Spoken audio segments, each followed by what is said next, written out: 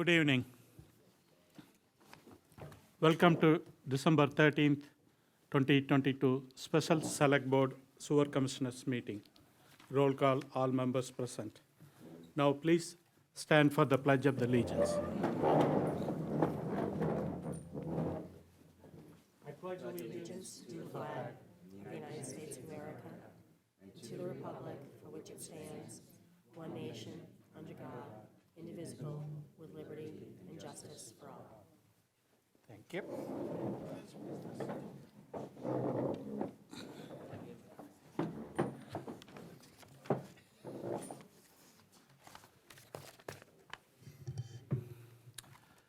I am Barur Rajesh Kumar, Chairman of the Select Board. With me are Select Board members on my right, Mark Frieden, Christopher Ruccio, Patrick Crowley, and Christina Padoni. Also present this evening are Town Council Carolyn Murray, Town Administrator Jennifer Warren Diamond, and Municipal Assistant Faye. On tonight's agenda, there are three potential local initiative programs, also called LIP proposals. The LIP program is a state program that encourages the creation of affordable housing by providing technical assistance to the communities and developers who are working together to create affordable rental opportunities. When applying for LIP projects, a developer must submit with their application a letter of community support from the Select Board. This letter includes the ways in which the community is providing support and how the development team has addressed any concern from the community. The purpose of this meeting is for the Select Board to hear these project proposals to determine whether or not to provide a letter of community support as a part of LIP application. This evening, we will hear from three developers that are proposing three separate projects. The first is a project at 235, 234, 245 West Boylston Street, proposed by Brandon LT Group 3 LLC. The second project is 73 West Boylston Street, proposed by Crescent Builders. The third is a project 18 Malden Street, SJV Investment LLC. Tonight we will hear from each development team. After the presentation by each development team, I will then entertain questions and comments from the Select Board members. Then I will turn to members of the community, members of the public for questions and comments. I ask all those in attendance this evening to address their comments and questions through the chair. Please state your name and address for the record. As there are many individuals in the audience, please refrain from asking questions that have been already asked and answered. Thank you in advance for remaining civil and courteous throughout this meeting. It is likely the Select Board will not be able to make any determination on whether or not to provide a letter of community support, as this meeting will raise issues that the Select Board would like more information before entering any decisions. Thank you. With that, I will request the first local initiative program proposal, 235, 245 West Boylston Street, Brandon Realty Group 3 LLC developers to present their project.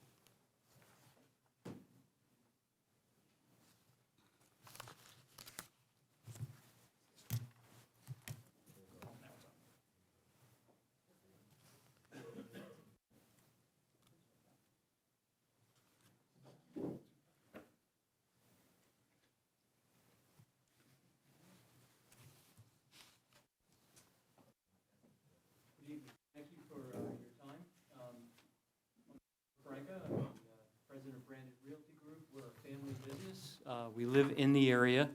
I personally live in Shrewsbury. My partners live in Boylston, and in Shrewsbury, our offices are in Worcester. We operate a business in West Boylston. We have for a number of years. We really like the community, and we are looking to make a large, for us, investment on West Boylston Street at the address. We had initially proposed, or were planning a mixed-use project with a 36-unit residential apartment building and two 10,000-square-foot commercial buildings. Our plan is to relocate some of the local businesses that are there now into new buildings. And we, in conversations with townspeople, we were encouraged to consider doing a 40B in partnership with the town. And that's something we are interested in doing. That would allow us to build up to 64 apartments. 10% of them would be 3 bedrooms. The remaining mix, we've been discussing between 1 and 2 bedrooms. Our experience in the multifamily space has led us to believe that 1 bedrooms are falling out of favor since the pandemic, and there is a giant demand for 2 bedrooms. So the remainder of those units might be 2 bedrooms. With the 40B, we would be required to have either 20% at the 60% of average median income for the region, or 25% of the units at 80%. We would probably do a mix of those, and again, it depends on what the town needs.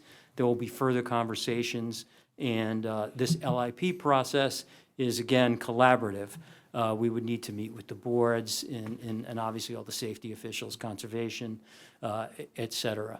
Our plan is that this area we think is ripe for redevelopment, and we think it can support the number of units there. It has frontage on 2 public roads, so that it would not result in additional trips during peak times on Route 12, because most of the residents would leave through the back because the residential property is toward the rear and it will be commercial on the front.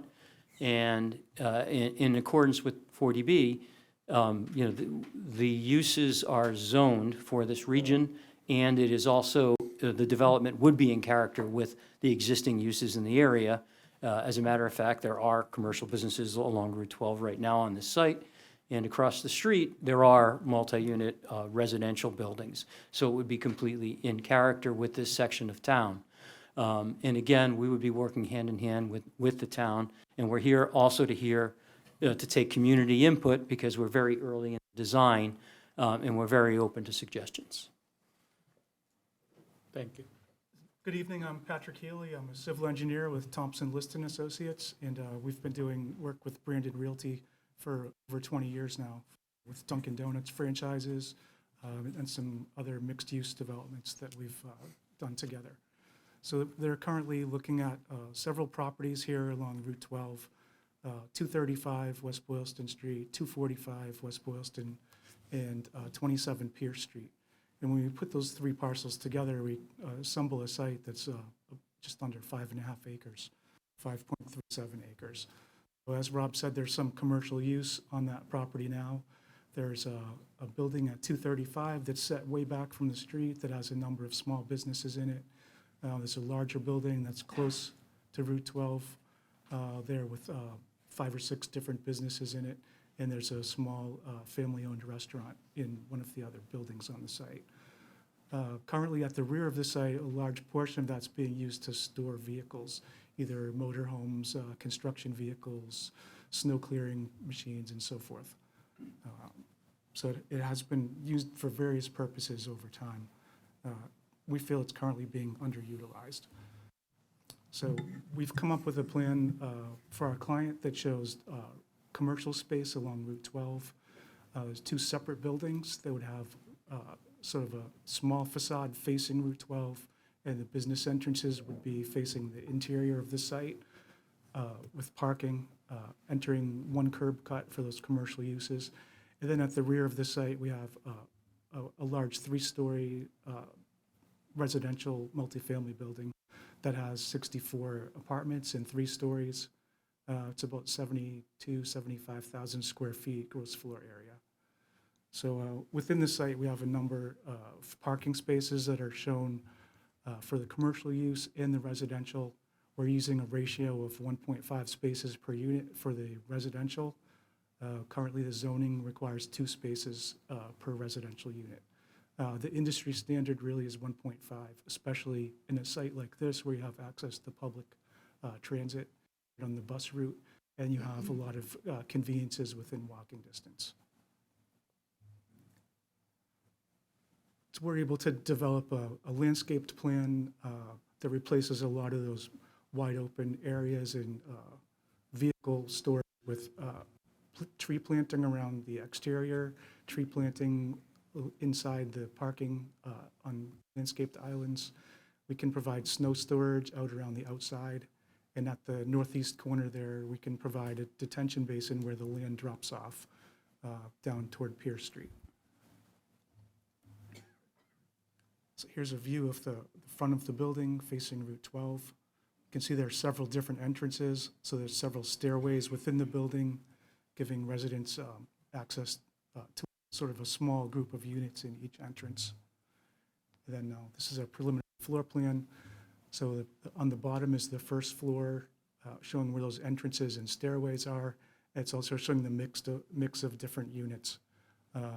So in the mix currently, there's 64 units. As Rob said, 10% of those are 3-bedrooms, so there's 7 3-bedroom units, 22 2-bedroom units, and 55 1-bedroom units. That mix will probably change as the design develops. Some of those apartments are quite large for 1-bedroom units. So we've, I'm sorry? 55% is the 1-bedrooms. I think that's what we currently have. Right, we're Yeah. probably going to change that mix. Yeah, you have said 55. I'm sorry, it says 35. Yeah, I'm 35 sorry, is it was the 1-bedrooms. 55%, thank you. Yeah. Correct.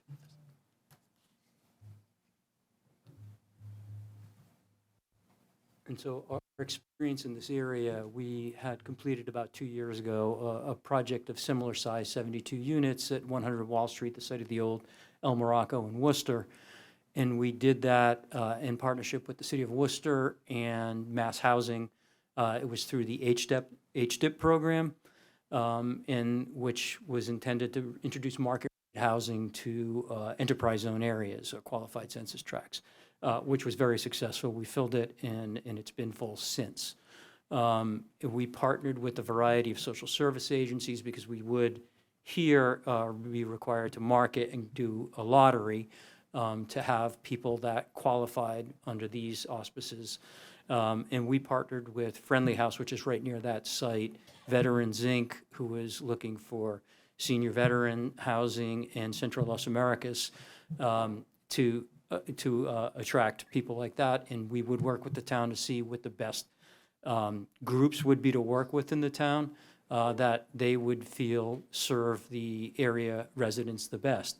While we can't commit to 100% local participation, we are allowed to work with the town to dedicate certain percentages of those units to populations that the town feels need this service. And having done business here, we know there are a lot of seniors that don't want to leave the area, but have no need for a home anymore. The kids are out. They don't need the tax burden or the maintenance burden, and this might be appealing on fixed incomes.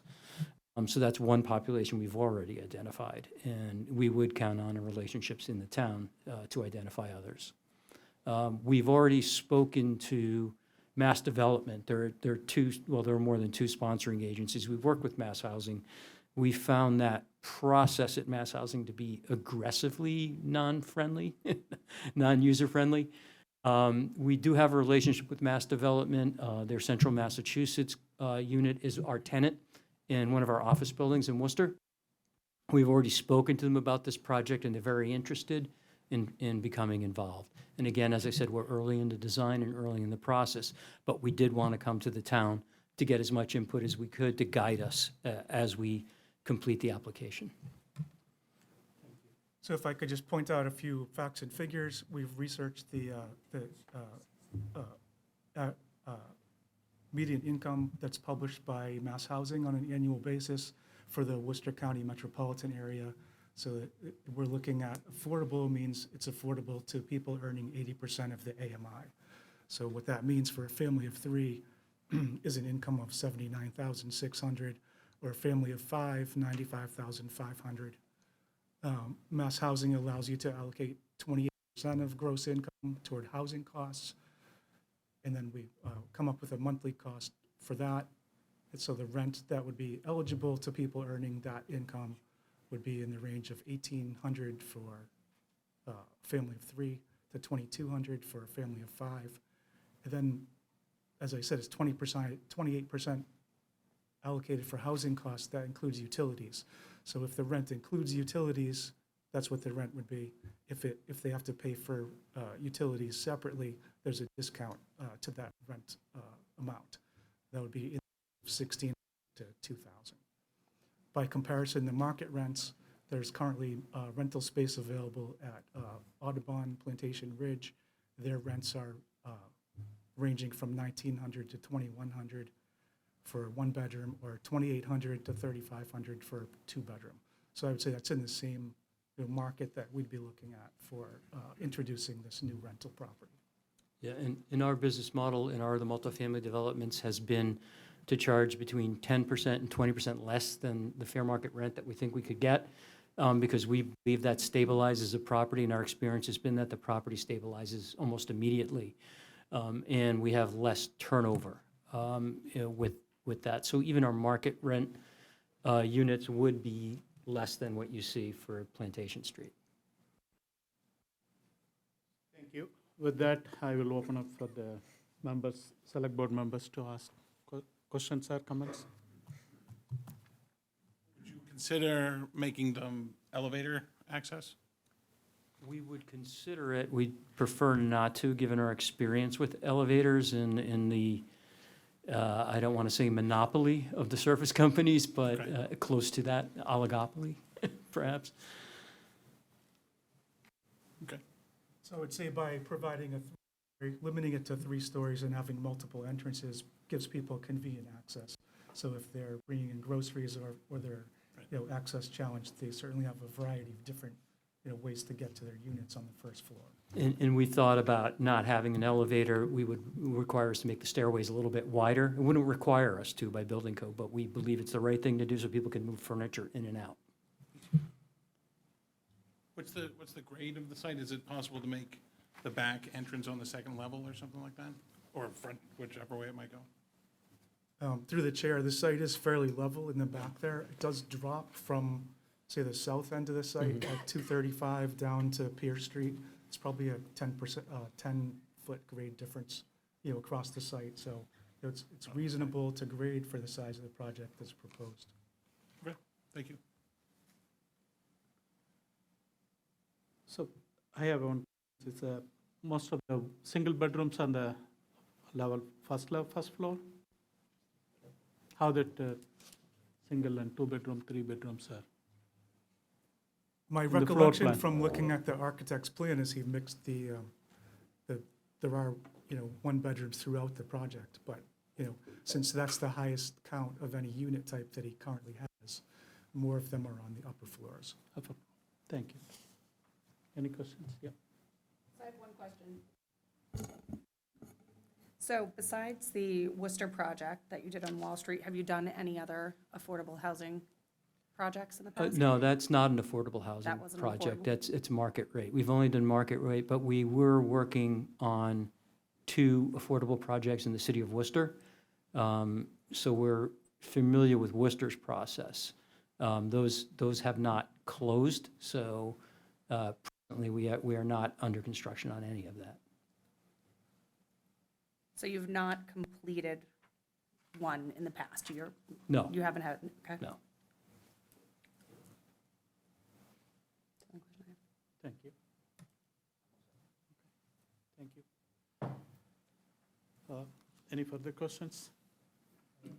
Yeah, I will open up for the publics if there is any questions or comments.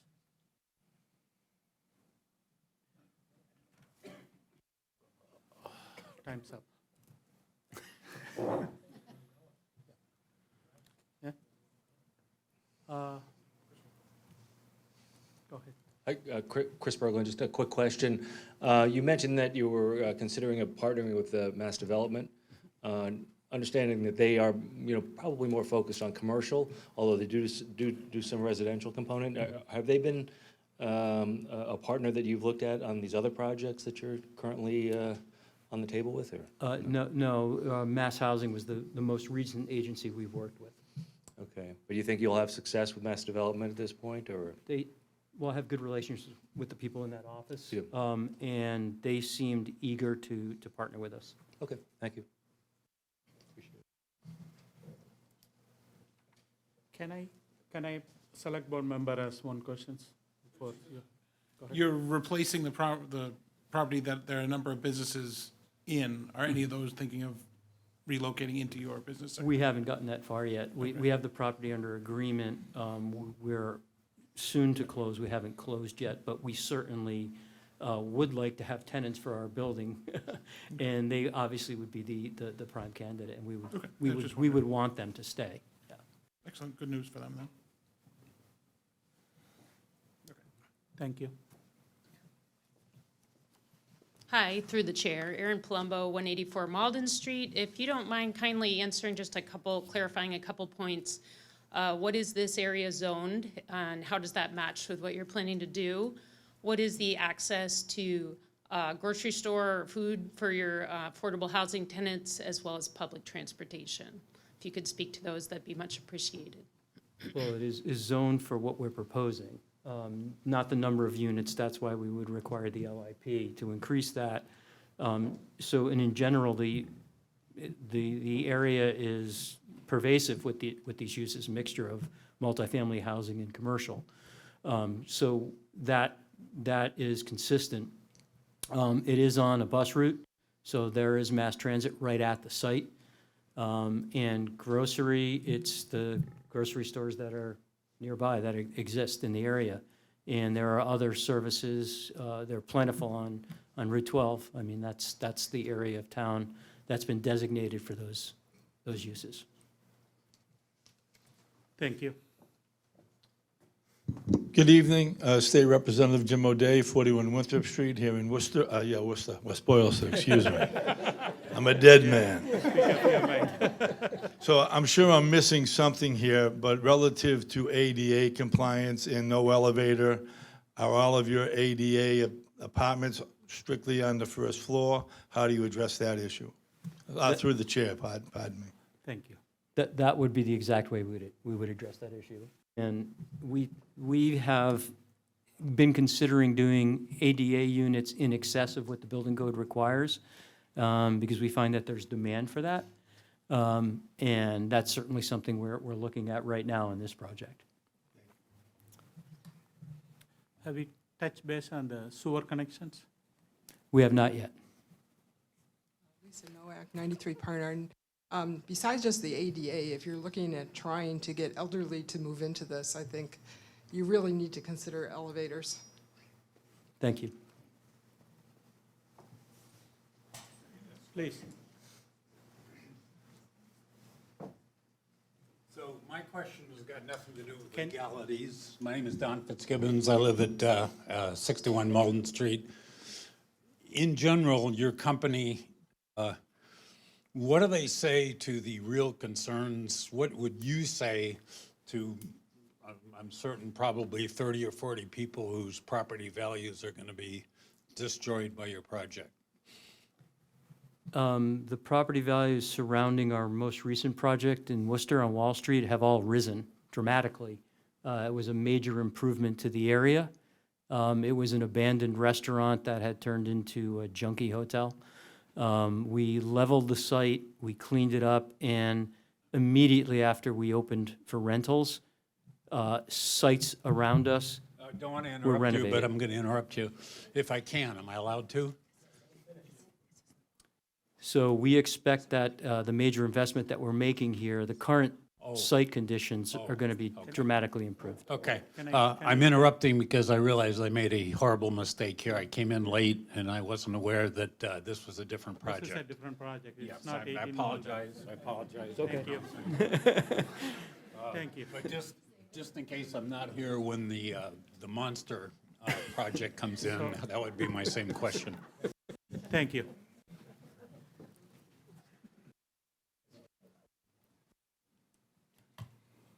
Go ahead. Through the chair, one last question. How much of that space right now is commercial, and is any of it residentially developed? None of this property has residential use on it right now, but there are multifamily uses right across the street behind, say, the Santander Bank. There's an Right, apartment yeah, complex. understood. And commercial-wise, how many square feet?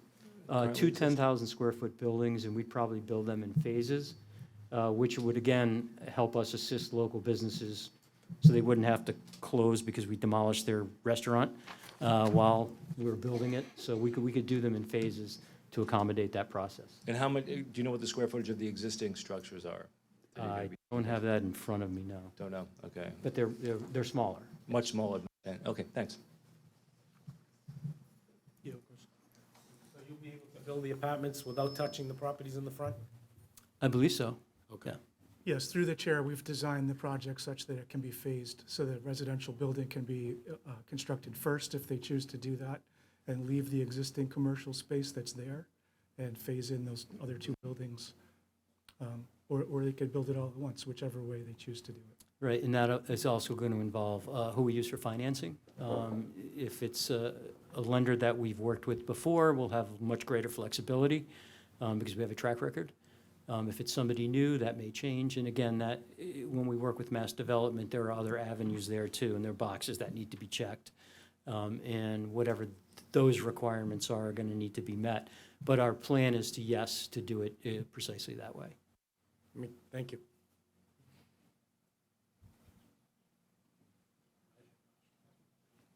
Hi, Erin McKenzie, 15 Townsend Drive. Hold on for a second. Okay, I will, yeah, go ahead. I'm concerned with, Can you state your name and address within? Sure. Erin McKenzie, 15 Townsend Drive. Has there been any research done on the impact of the traffic on West Boylston Street or even Pierce Street in the backside? We have not done a traffic study.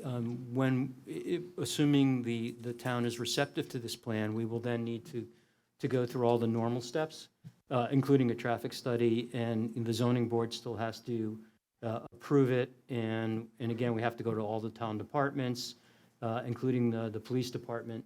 This is not our first development. We plan to have as robust a process as we would if it wasn't a 40B. Thanks so much. Go ahead.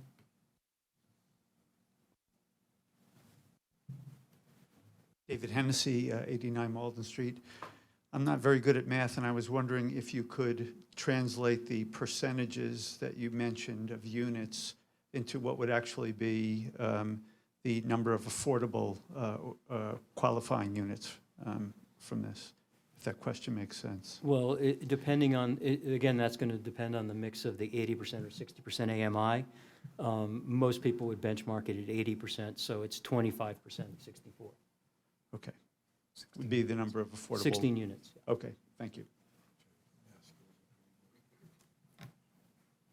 Thank you. Go ahead. The property just, I think it's to the south, in that corner, have you talked to those people?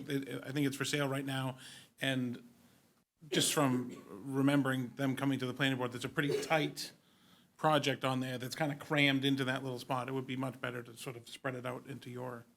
We have been in conversations. We haven't reached agreement on a number. Okay. Yeah, but we're continuing I conversation. mean, just as a contiguous front, Right. you know, It would be on the street, that beneficial. would be It would be terrific. beneficial to us to own that property, yes. Thank you. Any further question?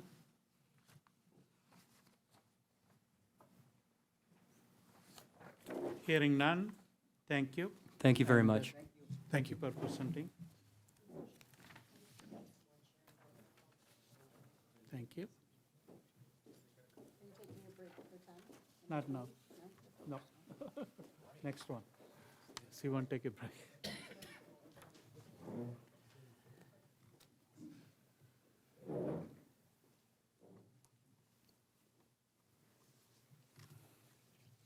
We'll wait for a couple of minutes to get some chairs for the people standing on the back.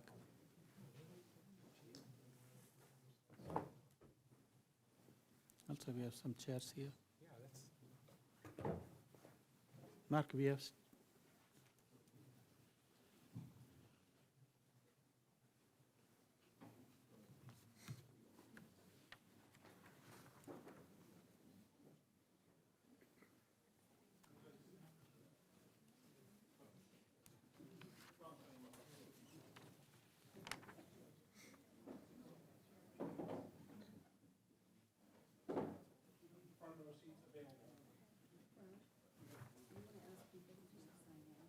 They did. Okay.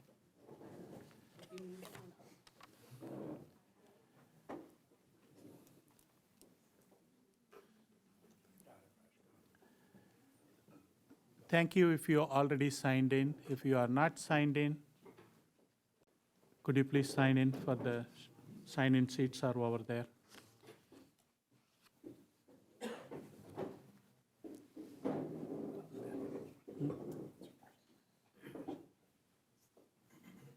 We have a lot of space in the front if you'd like to sit here. Thank you. So the next agenda on the item is Local Initiative Program, LIP Proposal, 73 Boylston Street, Crescent Builders, LLC.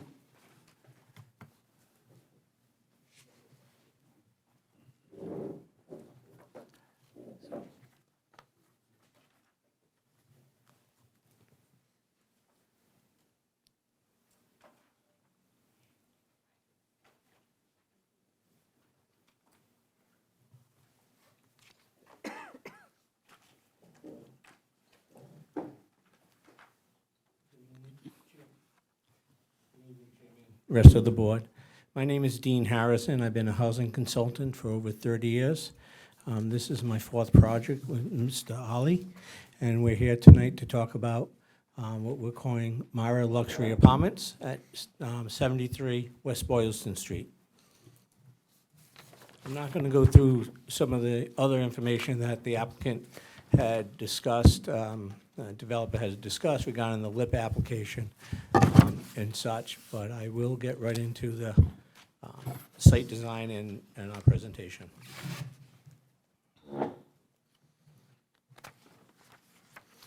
In front of you is the site layout for the property. We're proposing a 3-story building with 40 units, including 80 parking spots, which is 2 parking spots per unit. We've leaved an area out to the, what would be the east side of the property. There has been some dispute between the previous, the abutter to the back. So we left it open, so there is no future issue with that. Of the 40 units, we're doing 25% affordable at 80% of area median income. And right now, that would be 30 units, 10 units affordable and 30 units market.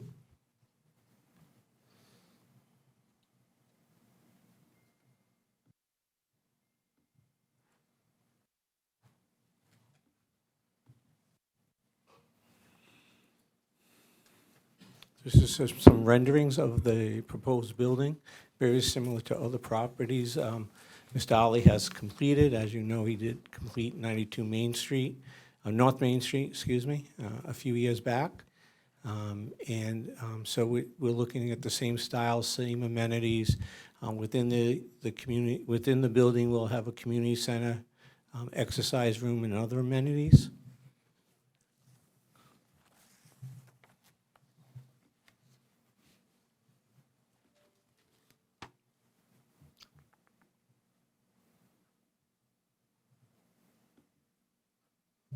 These are the typical floor plans. We have, like as I mentioned, 3 stories, first floor plan. You can see the amenities on the property. Then we have on the second and third floor plan is all residential.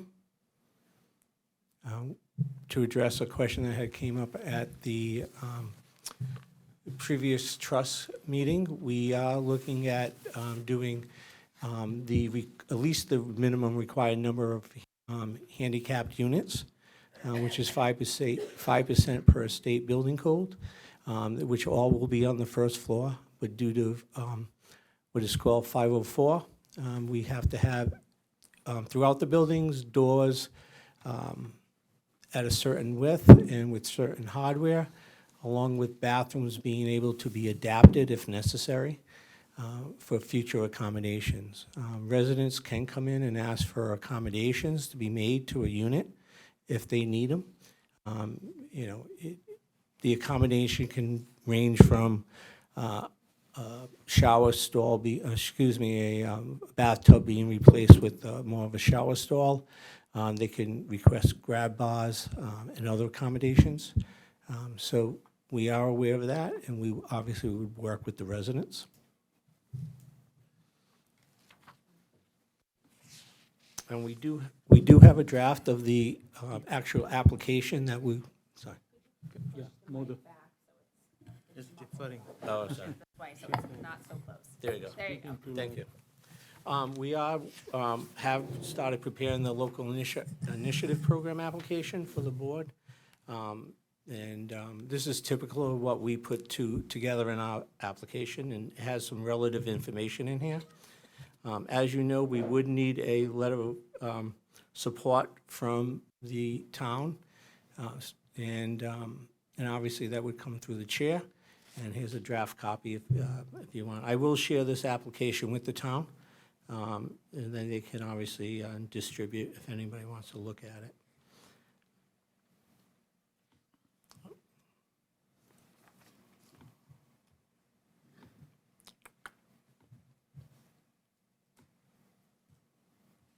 Go this way. I'm used to using my mouse here. Yeah. Okay. There we go. Here's the application itself. Sorry about that. The application itself is pretty standard. This is the one that goes to DHCD. And we've worked with them in the past. I've personally worked with them in the past on numerous LIP applications throughout the Commonwealth. Pretty standard, gives a lot of detail on the project itself.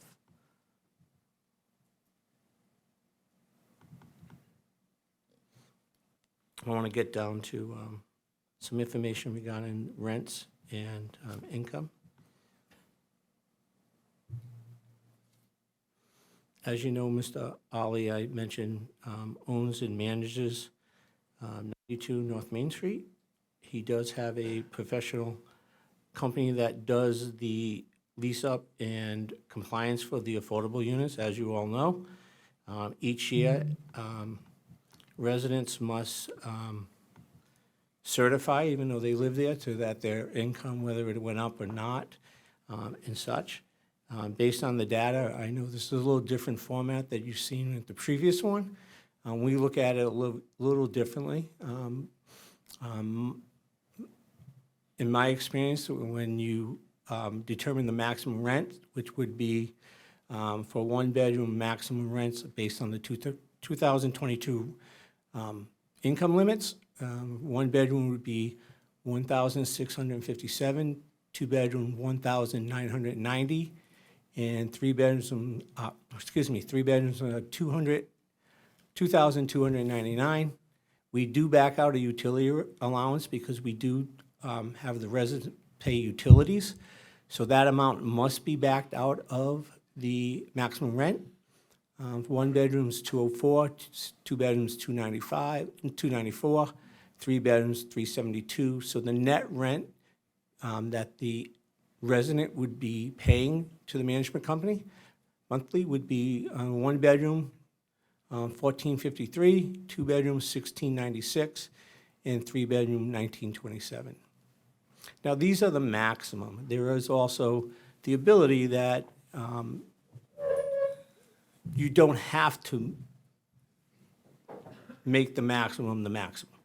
Depending on the market, depending on the condition, depending on demand and so forth, can have lower rents just by the nature of the business. But these would be the most if he went up to the maximum. The next slide down is currently what the maximum property rents are for 92 North Main Street. As you can see here, they do this annually and to adjust. What I think was interesting, if you looked over to the left, right bottom, the rent from 2021 to 2022, there was quite a big jump from the rents. I think it's going to show that normally, on an average, they're going up about 3% a year. The only time they actually went down was basically back in 2008, 2009. So, we have a good history of rents because obviously this one's right around the corner.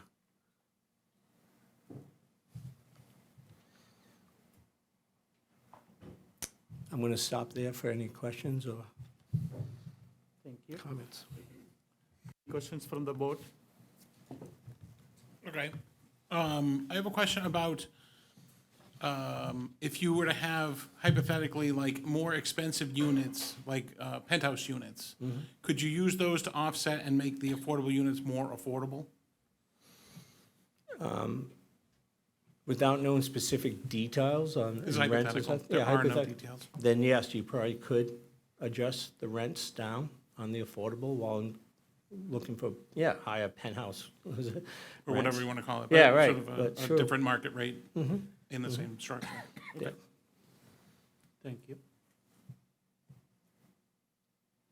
So, I've worked with Ali in the past. Have you done a friendly 40B with the town? No, haven't. I have.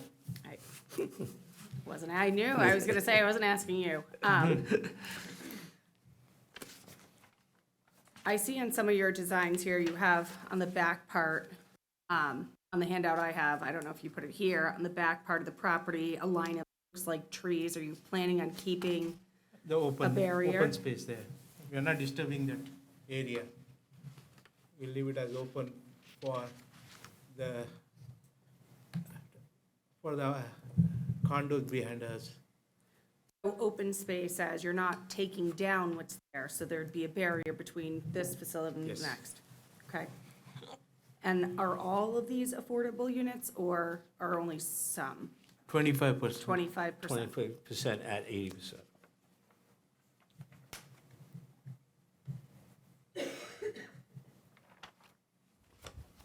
Thank you.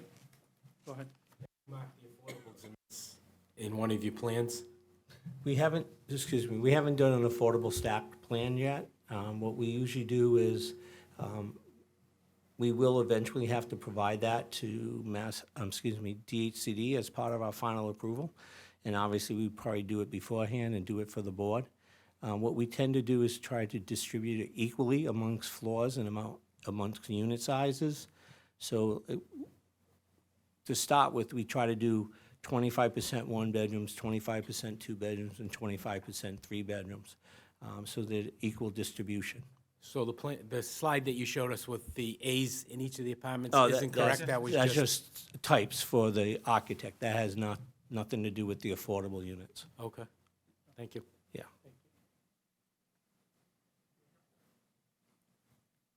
Any further question? Hearing none, I will open up to the public if there is any questions.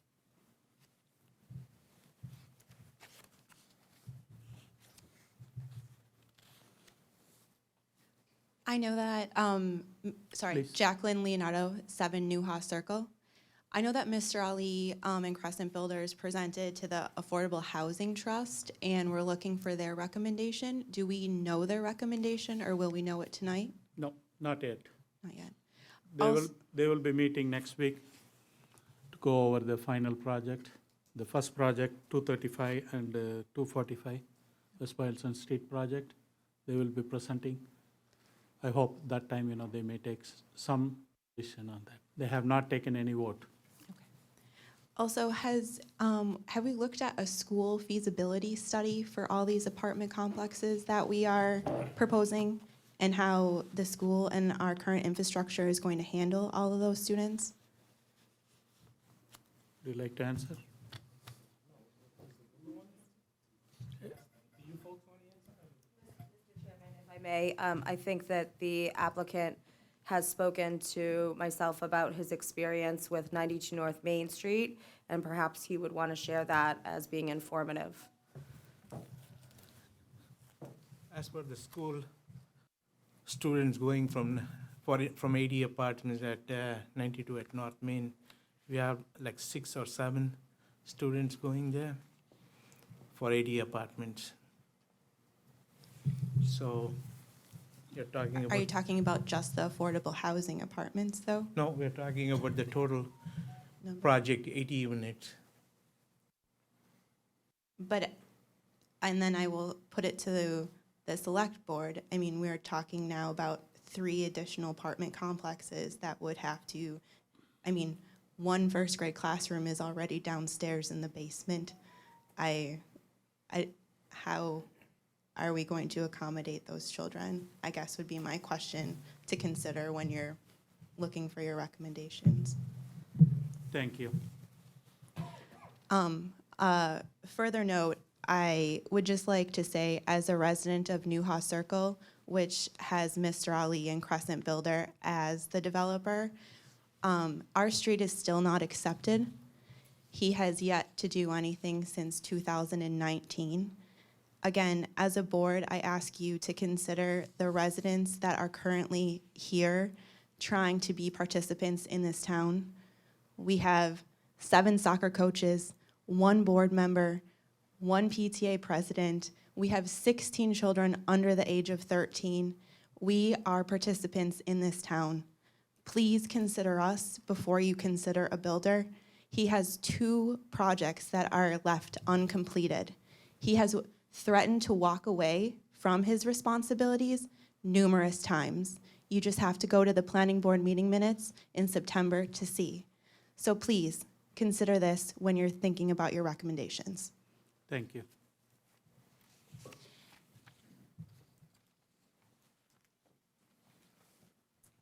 Hi, Mark Hillier, 104 Goodale. I had 2 questions. The first was just, I'm not familiar with that property. Do you mind, through the chair, describing like the state that the property is in right now? Are there existing buildings you're tearing down, or? Through the chair. It's open land right now next to campus. Okay. Yeah. Yeah. It's in between the post office complex and then Walmart. Walmart. Okay, There is gotcha. an There's a empty house in space, between. so that house is not included on that. So Okay. that's an open space area. Understood. And just related to that, are you able to comment at all, do you have any thoughts on whether this development have no effect, a reduction in neighboring property values, or perhaps an enhancement in neighboring property values? I don't think so. Every time I have done a development, it is an individual development, it brings up the appraisal. Brings up the property values? Yeah. Okay, cool. Thank you.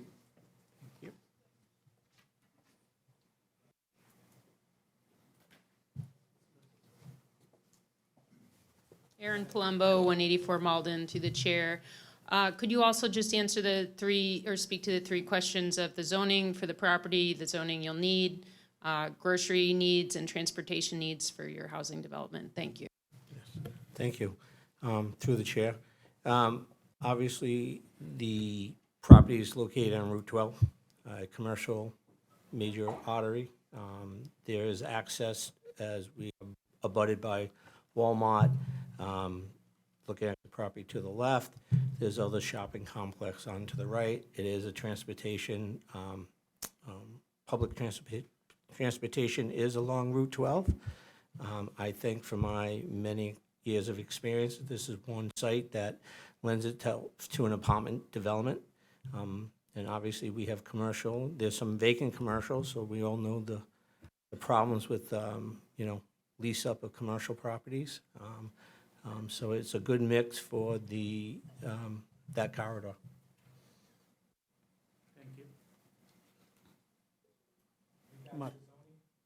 Oh, excuse me, the zoning, it's zoned business, and we are able to do, with some density increases, able to do what we're proposing to do with the 40 units. Thank you. Mark? The property between your property and Walmart is a single house. And have you investigated acquiring that to make your project a little bit wider and putting your entrance closer to there so it's a little bit better and not as much of a blind entrance? Yes, I'm thinking about it. Recently, I had a meeting with the homeowner, but my engineer has to make some plans to see if it is affordable for us to buy it, or do we need it, or I've been talking to the mall people also, if they can give me some entrance from that side. So there is progress going on, but nothing concrete. Following on, sort of reflecting on the project previous, where they had some commercial and the residential, if you were to buy that extra piece of property, could you do that so that it's sort of a multi-use? It's a very good house. It's a very good house. Kept it very nice, I believe. I haven't seen it from inside. Oh, I mean, if you were to sort of increase your property size to make your project. Then the project size can go bigger.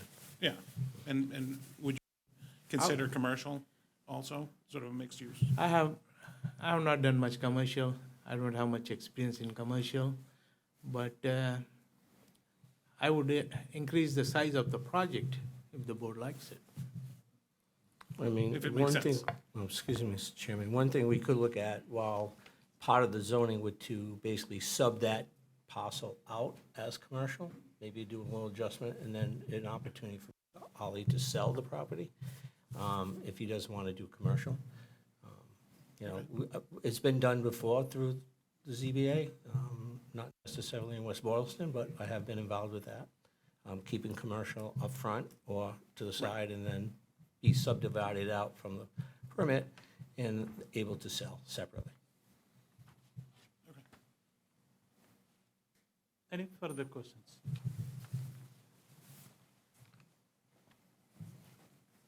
Just one further question. I know in your spring planning board, you had presented that it was going to be a townhome project, and that was only going to be like 10 to 15 units. Why the change to an apartment building?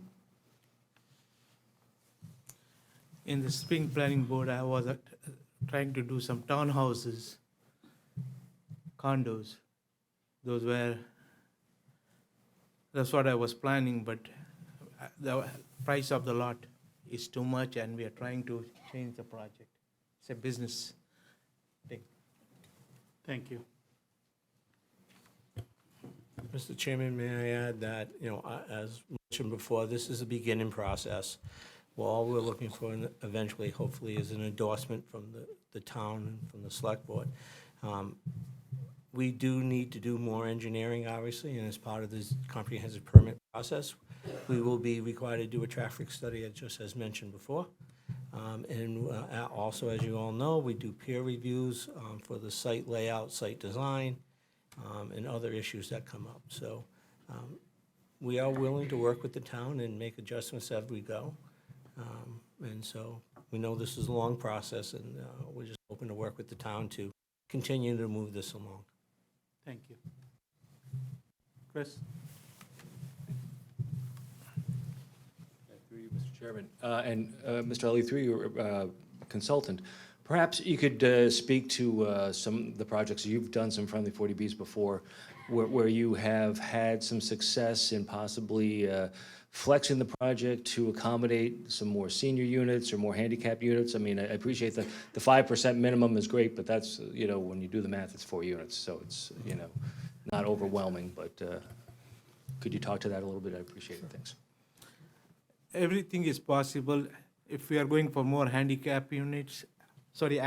units, we had to put an elevator. And for 3 floors, which we are planning, we don't need an elevator. If I go for 4 floors, yes, then I have to put an elevator, and then it will be feasible to add some more units and more affordable, accessible units.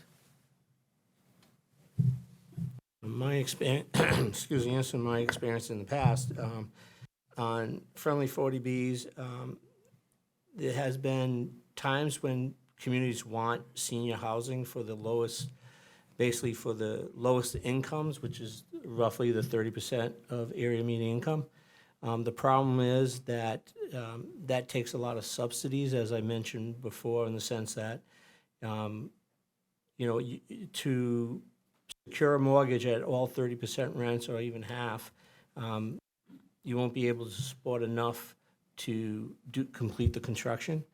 So what you usually need to do is get soft money or dollars from the state agencies, Mass Housing, Mass Development, DHCD. So it's very hard to make these work in a larger number. We are talking 55 plus, so there might be some what we call mature adults who want to downside but still can afford, or are still working, that can afford the 80% rents.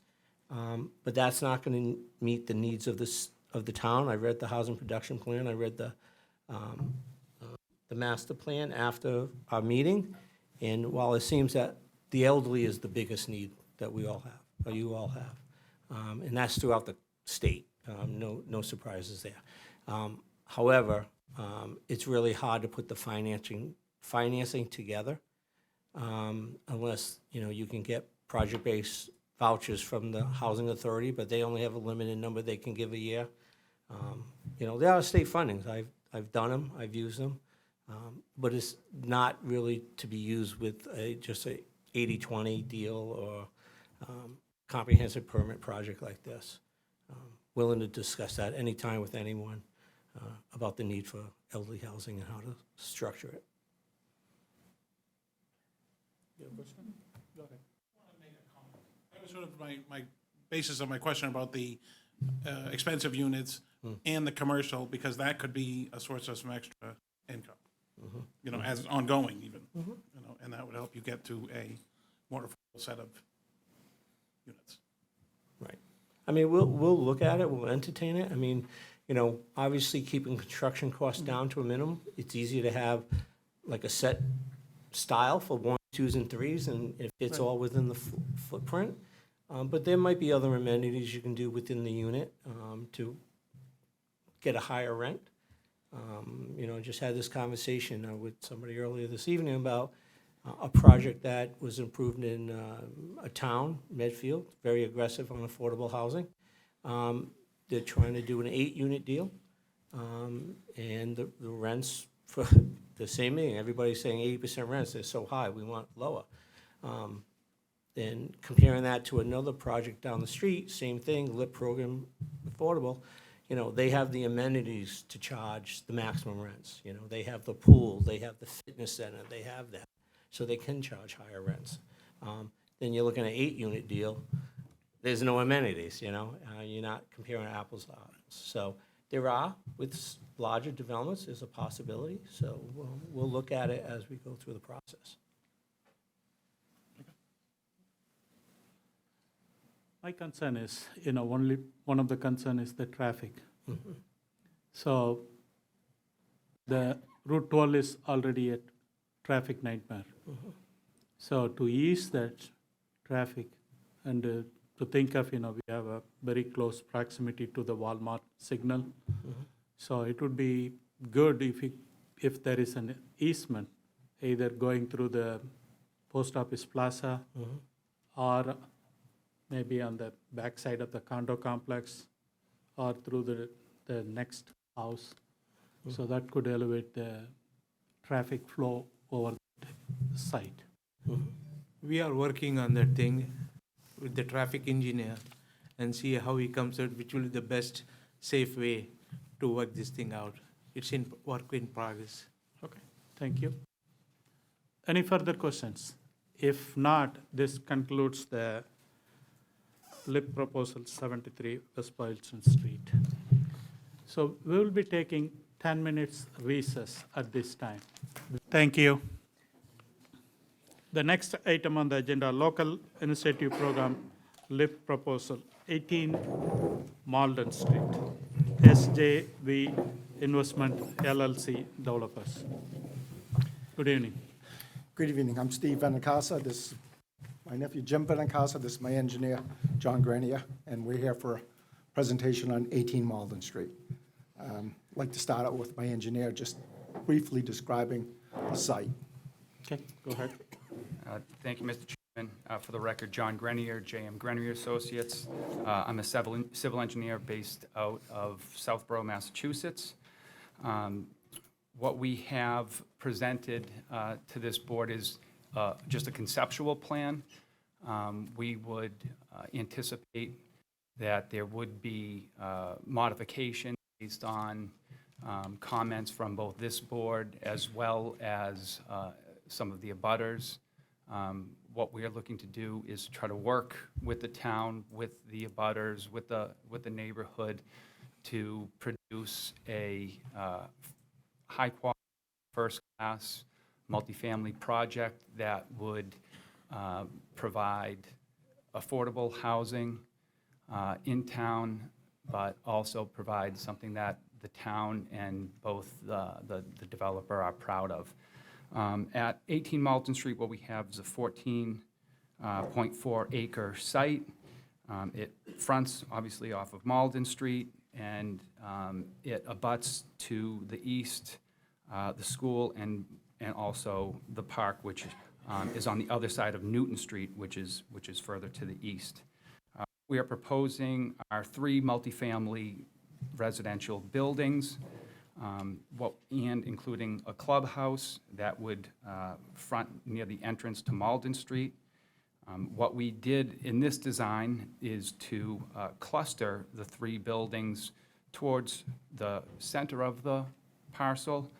This was done for 2 reasons. One, to provide more buffer to the abutting properties with the buildings, and also to create a quad type area would be in the center of the site that would be behind the clubhouse, that would provide walking paths, green space, open space, that would service the development. We also mixed in multiple areas garages that would provide covered parking for the residences within the project. In terms of numbers, for the 3 buildings, we have a total of what would be 192 apartment-style units. The breakup is similar to the other projects that were presented before you. There would be 10% 3-bedroom units, which would have a total of 19 3-bedrooms, 35% 2-bedroom units, which would have a total of 67 2-bedroom units, and 55% 1-bedroom units for 106 one-bedroom units. 25% of these would be at the 8% median income, so the total count of affordable units would be 48 affordable units of the total 192 units. We believe that this is an appropriate location for this project. These are residential, obviously, units for whether it's people who are getting older and looking to downsize, whether they're young families coming into town. As I said, it abuts the school, it abuts the park.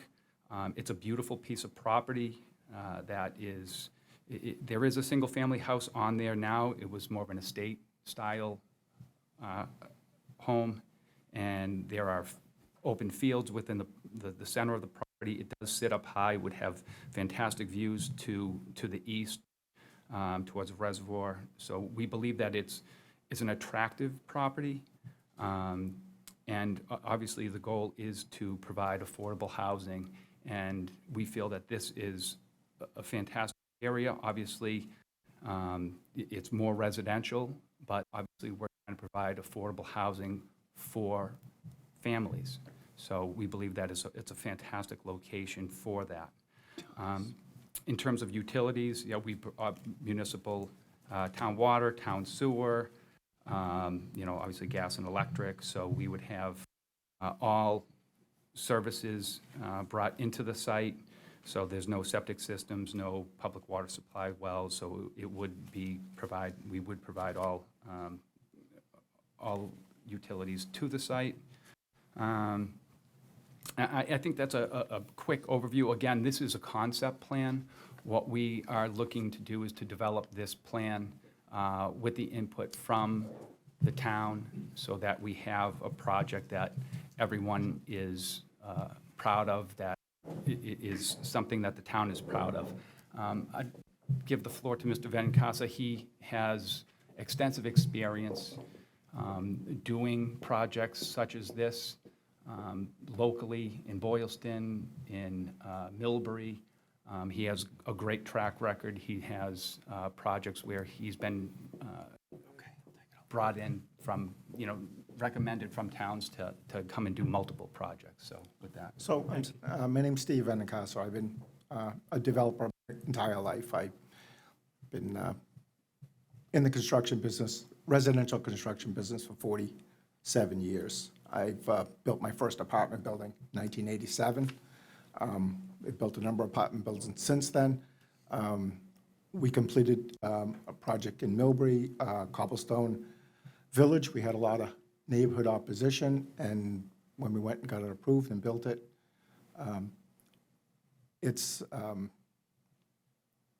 it raised the whole bar for the whole area. It's a first-class development, and we've got nothing but accolades. We bought a project in Boylston a few years ago. It was already permitted, called Brookside. We built that development out 2 years ago. Again, we took the project, we took the existing plans and built it, and we raised the bar up again. We recently permitted one on Canal Street in Millbury. It's just under 20 units to the acre. It's a 2 3/4 acre site. We're doing 59 units on that site. We got full support from the town of Millbury. And as a matter of fact, because of that project, the town of Millbury got a state grant of over $1 million because of the public-private cooperation.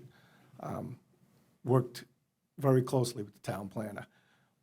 We purposely did not come in with architectural plans today. We came in with a concept of a site plan, of a site that's a very attractive site. It's a prime area, and that's why we have the audience that we have, is because of the high desirability of the site. What we would like to do, if we're chosen, work with the town, is to design apartments that would fit in with the community. These right now, these are designed, they're designed as four-story buildings, elevated buildings, which means that all the thresholds are all flush, not flush, exactly flush, but within handicap standards, so that seniors, we could accommodate literally 192 seniors here. We could accommodate 192 handicapped people here. This is a 40B, so we're proposing 10% 3-bedroom, the 55% 1-bedroom, and the 35% 2-bedroom. But we could alter that in working with the board and working with your housing authority and working with your ZBA, which, we have to get a permit from the ZBA. We could tailor this project here to be something that would be a gem in this town. Now, this is probably the nicest piece of land you have in the town, and that's why we have a lot of interest. But I have to say that if you look at my track record, we're a residential builder. Again, we build houses and apartments. We build houses from Wellesley, Needham, all the way east. So our price range is from $6 and $7 million houses all the way down to $500,000 condominiums. We have condominium projects being built. If you looked under our website, we have extensive experience. We build probably between 50 and 100 houses a year, and we build about 100 apartments a year. And so we have a development team, unlike some of the other previous proponents. We we have a development team who's second to none. Put myself up against the top builders, the Criterion, the Avalon, and I think that we are as good or better than the best.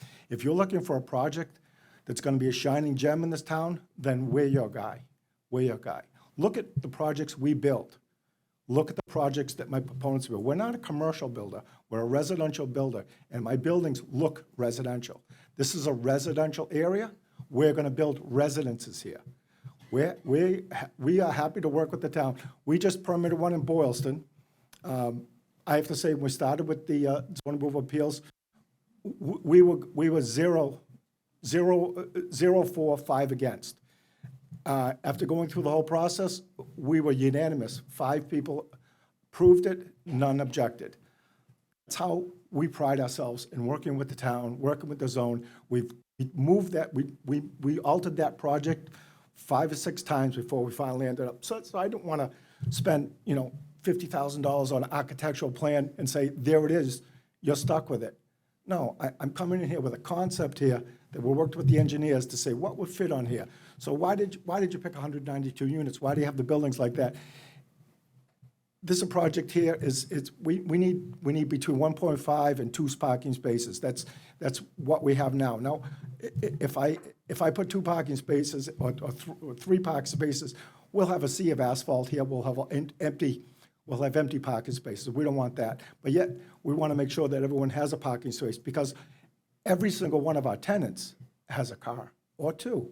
So yeah, public transportation is important, but this is not Section 8, and Section 8 has its place, but this is workforce housing.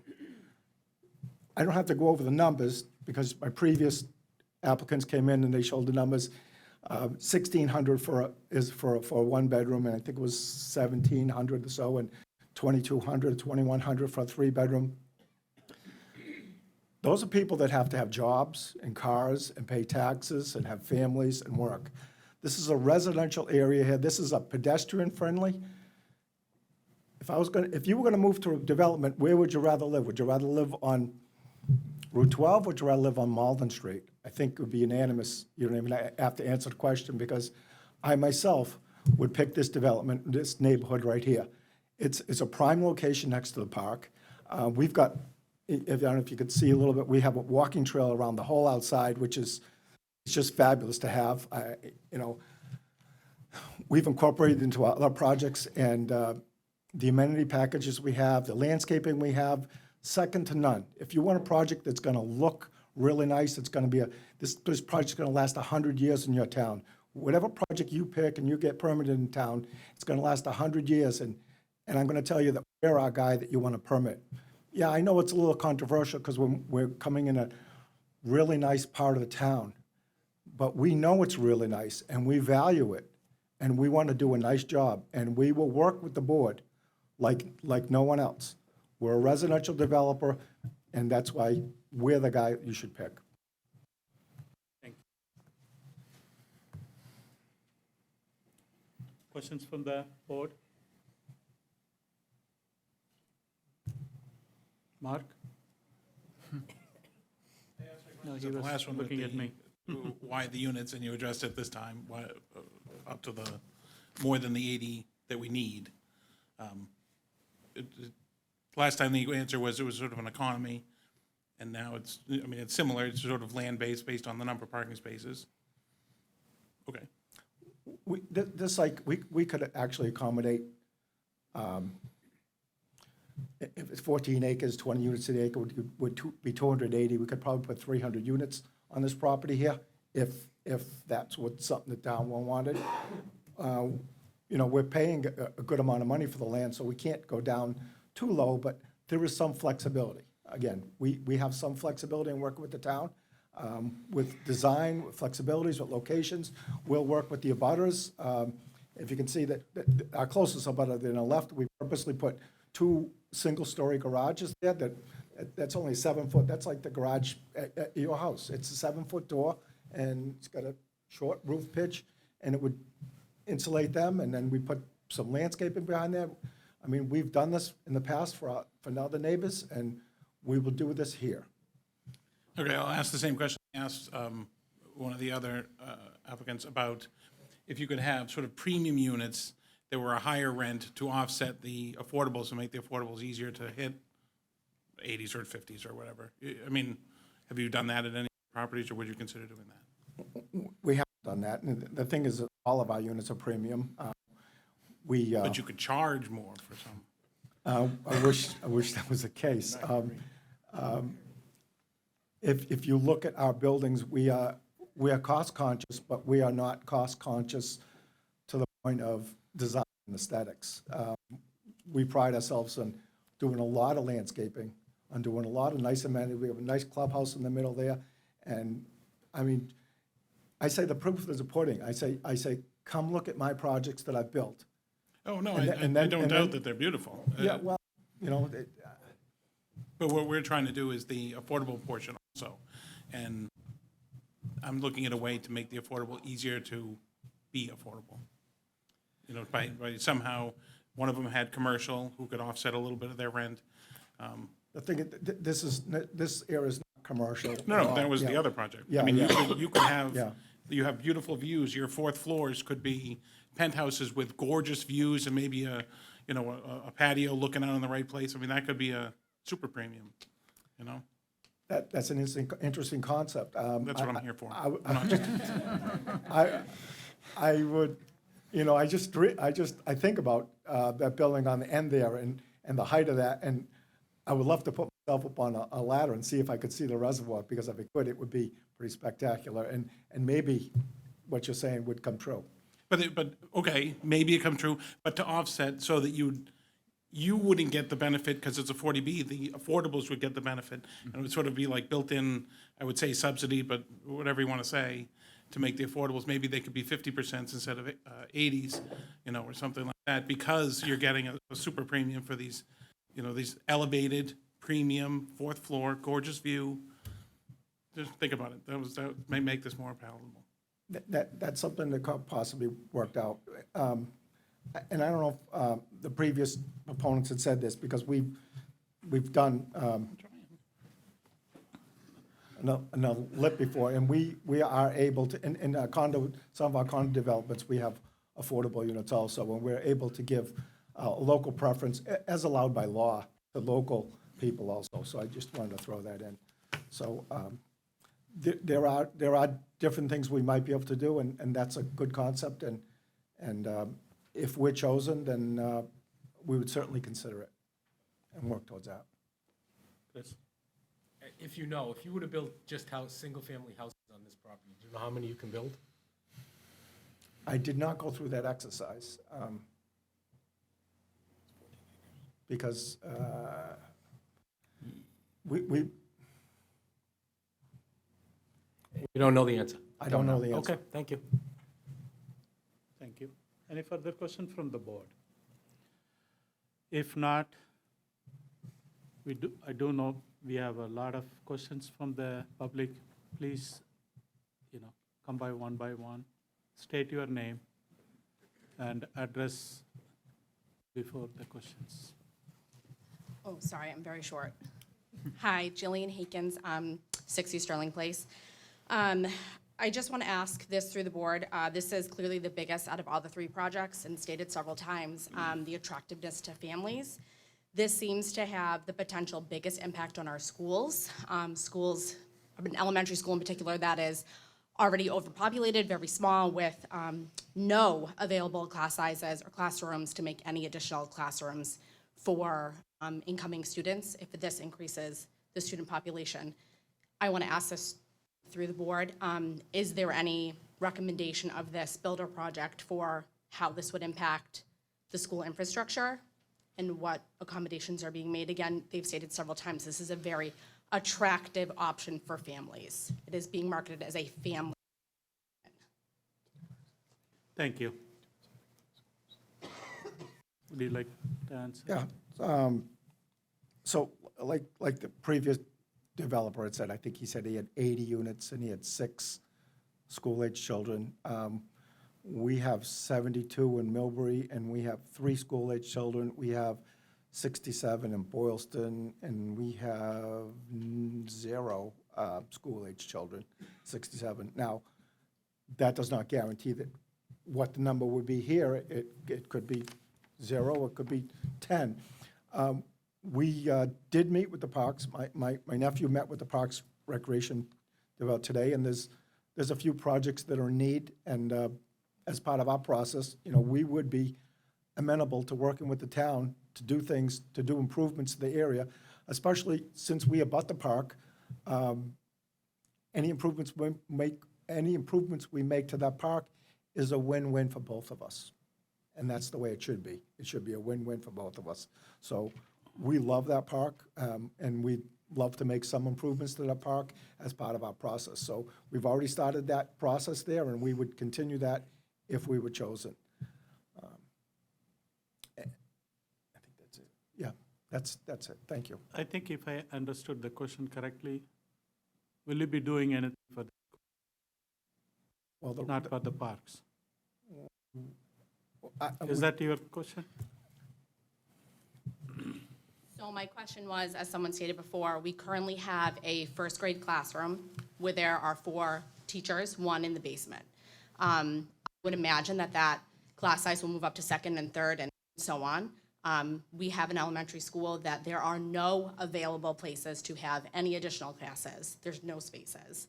So you're talking about a property that you are marketing as very attractive to families. You're talking about a clubhouse. You're talking about walking trails. You're talking about a big open space seemingly for children to play in. So again, my question and concern for us in the community and for parents in the community is, how is something like this going to impact?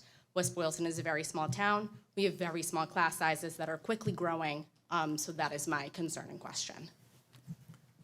More than likely, if we develop this property as single-family houses, we'd probably get more school-age children than if we did this project right here, because these type of developments, in our experience, tend to attract younger people that are just starting out, singles, some are widowers, some are divorced, and then as they get married and then have children, they tend to look to go out to a single-family home.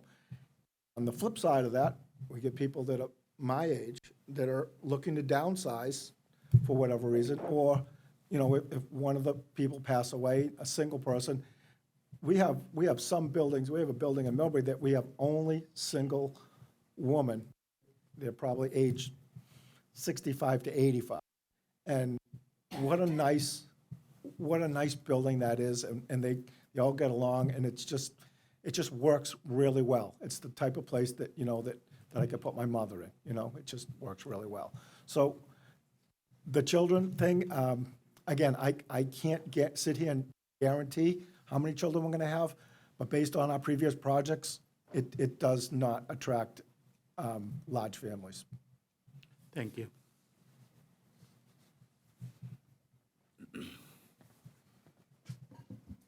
Hi, Tom Zappi of 14 Mullen Street. The developer mentioned that they have sewer access. I was wondering if the board could help clarify the status of the sewer, because from our understanding, it would be an extension past what's currently been developed. On Gooddale, I believe it was servicing 57 homes.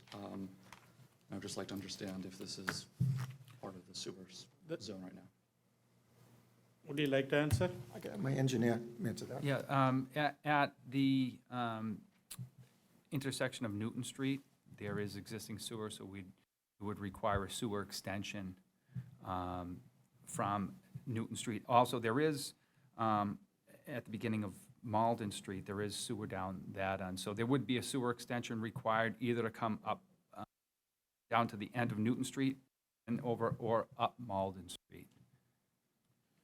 To add on to this, the select board is also the sewer commissioners. We have not looked at the sewer connections to going to this property. So we are still doing further research on that. So we have not taken any action to the sewer connections. I hope this answers the question. As part of our application and part of the process, we would be doing capacity studies of that sewer line. So would not go unanswered through the process. It's just early on in the process. Thank you. Natasha Monsell, 79 Malden Street. I have two questions. One, the properties you cited, giving the statistics of children, how close are they to a school? Whereas this is abutting a school, which is highly attractive to people renting with children to be able to walk their children right down the street. So one is, how close are those other properties to a physical school system with all of its attractiveness? And two, light noise. That's sitting on top of the hill there. How much light is going to be surrounding that? And are we going to be looking at something like we do when we look up at the jail, sitting up on a hill? And how bright is that going to be all night? I would imagine that this site may attract more children because of the high desirability of the park, and it's probably going to attract teachers too, since you'll some teachers in the school there. It would be ideal if they could actually walk to work. So each site is unique on its own, so I can't say that one site works exactly for the other site. So unfortunately, I can't answer that question about. Brookside, in Boylston, Brookside, which is in Boylston on 140. Oh, that's right. On Sewell Street, the grade school is, and it's Within a half a mile? yeah, So, maybe a mile no, tops. I mean, it doesn't abut it, but it's really close. So, yeah, thank you for bringing that up. I'd forgotten about that. Thank you. What about the other question was the light? The light, we Being a would. four-story building? We would absolutely do a lighting plan, and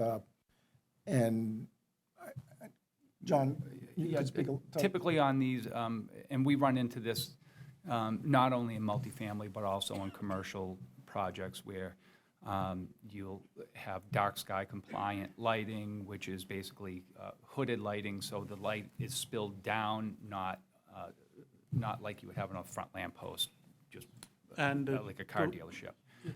So we would look at making sure that we provide lighting that spills down and does not the property lines either.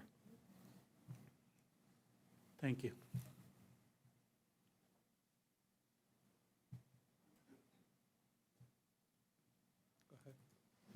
David Hennessy, 89 Malden Street. I know that sewer is not anything that you're going to take up, but I do have a question for the board, and it's this. If there needs to be a sewer connection made, just like if we have a lot of students move in and even teachers move in with students, is it the tax dollar of the taxpayer that pays for the sewer, that pays for the teachers and expanded schools? And my second question is, I abut Edwards Pond, which is just down Malden Street. About 17 or 18 years ago, the Commonwealth bought the property from me because they wanted to protect the Malden Brook and Edwards Pond, both of which feed the reservoir. And in this case, I'm just curious, because of its proximity to Malden Brook and because all these buildings, all these parking lots, all of these garages, what thought has been given as to water runoff? I mean, where is this going to go? Is it going to go into the water supply for the city of Boston? Thank you. I'll just speak to the sewer capacity. This is all, there's no subsidized from the town. We're going to pay to install that sewer line. We're going to pay to repave the road, and we're going to pay for the sewer connection fees. So there's no subsidy as far as the taxpayers on the sewer. As far as the water quality, I'm going to let my engineer speak a little bit to some of the things that we have to do as far as water quality.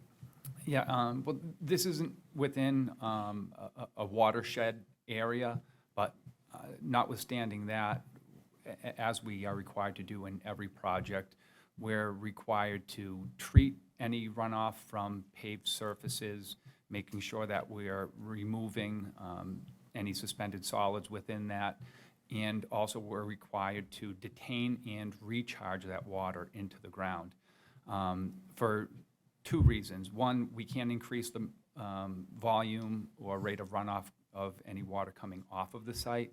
Also, in accordance with DEP stormwater standards, we're required to recharge clean water into the ground. So any paved surfaces, we treat that water and then we recharge it. And any of the areas such as buildings, runoff is clean, we capture that and we detain it and recharge that as well. So anything that we do, even though there's no wetlands directly abut us, we're not within the jurisdiction of the Conservation Commission, that doesn't mean that we're not subject to DEP stormwater standards and making sure that we meet all of the criteria under DEP for stormwater. Excuse me? How about in regards to the school question he asked? What was the question for that? In regards to the teachers who would pay for that? Oh, I said that we would be paying for the sewer, and the installation and the fees. Schools, he There's asked no- in regards to schools. Oh, No. is he talking about like, if there's additional teachers I believe required? that was the I don't question, know. correct? I talked about sewer. I thought he asked a question in regards to schools.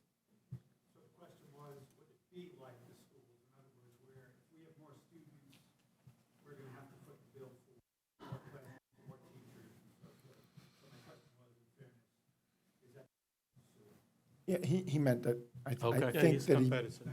he meant Okay, was, thank you. Oh, okay. was the taxpayers gonna be paying for the sewer like The they answer's pay for no. the teachers? Yeah. And so the answer was no, Correct. taxpayers would not be paying for that. Okay. Thank you.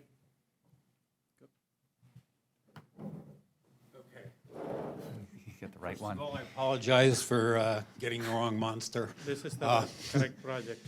The concern I have is the elephant in the room. Please state your Hello, name and my name is address. Don Fitzgibbons. I live at 61 Malden Street, and I have a question for the board. And I'm not necessarily looking for any response from these folks. They're very good salespeople.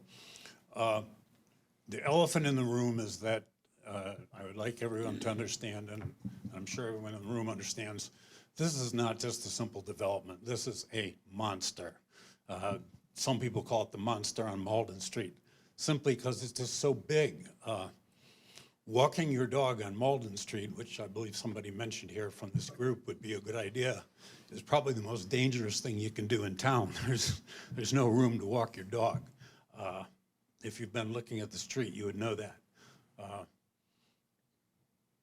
If affordable housing is necessary, which I believe it is, my comment would be that it should be in proportion to the town and the area in which it sits, and should not be a literal 100 and how many, 94 unit monster.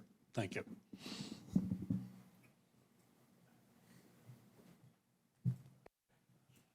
Thank you.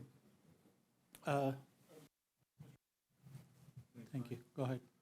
Good evening again, Representative O'Day, from West Boylston, 41 Winthrop Street.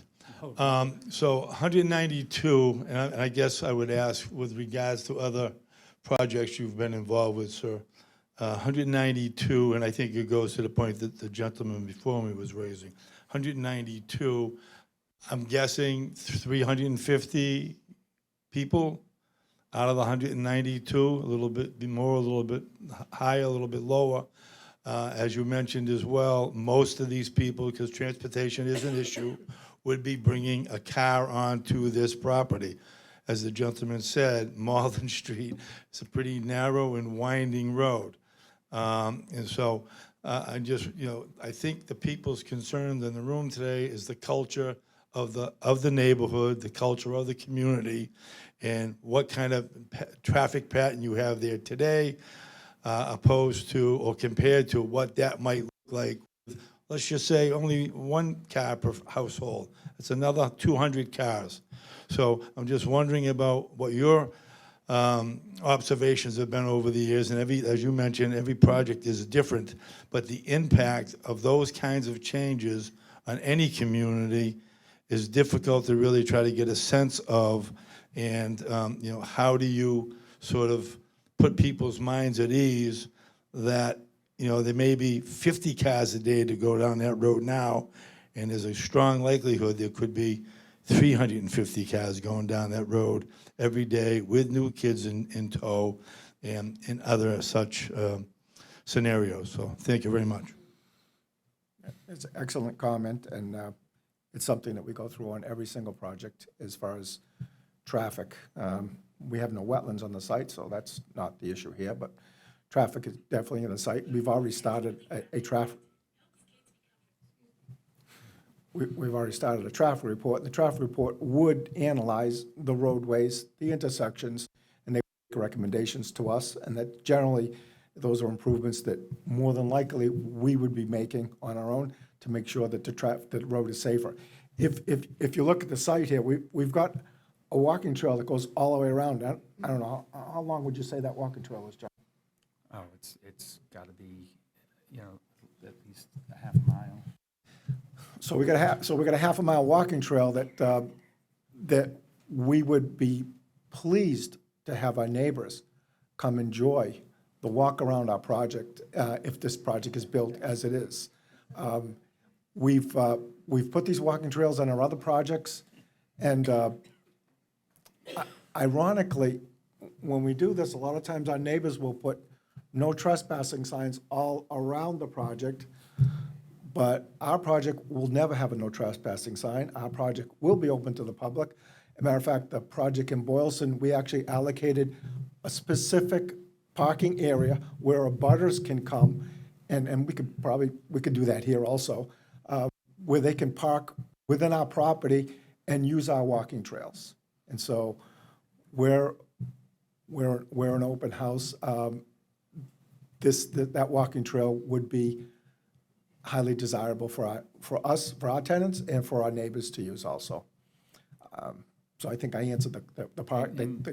If there are, and as part of the process, as Steve said, with every project, we look at not only the road that we're on, we look at the adjacent intersections, the traffic counts.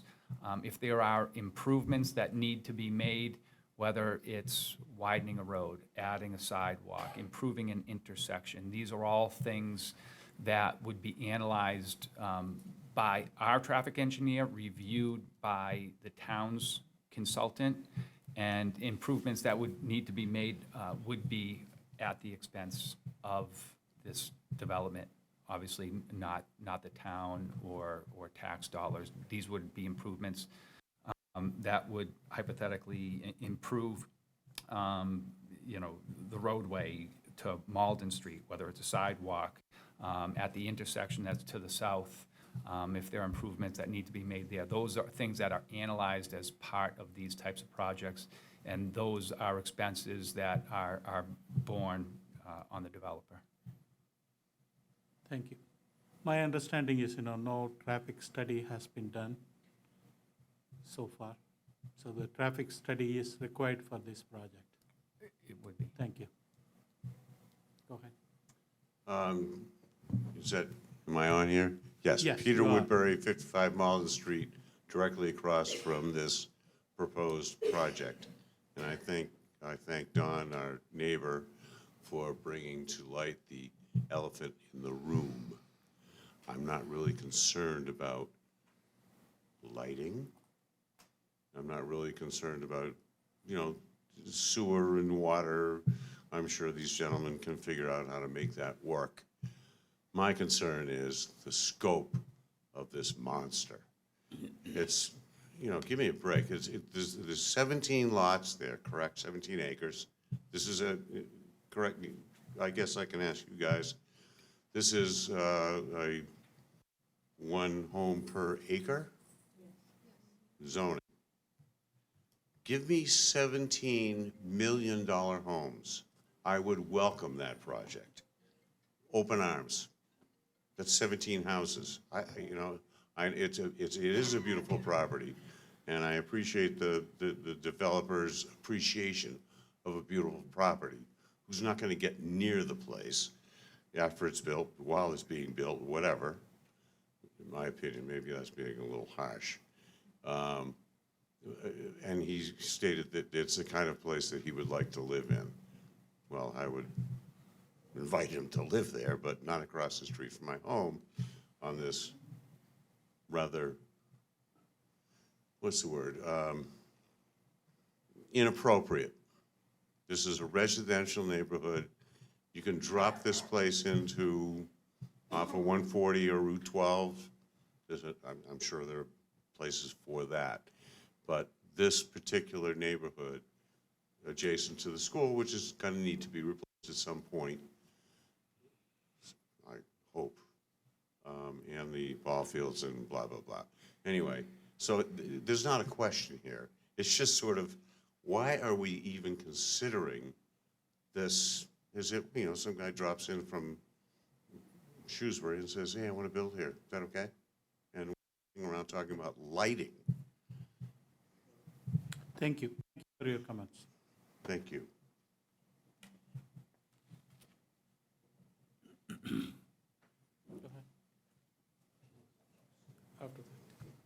John DiCarlo, 163 Malden Street. I guess one thing that's not clear to me is, we all know, and I'm touching back on the traffic, if the traffic study yields that the roads have to be widened, which I can almost guarantee you that would be the case, where does that property come from? Does it come from the people that live there already? And how does it impact those people? Because you can't make, you know, a two-level road out of that area. Thank you. Would like to, yep.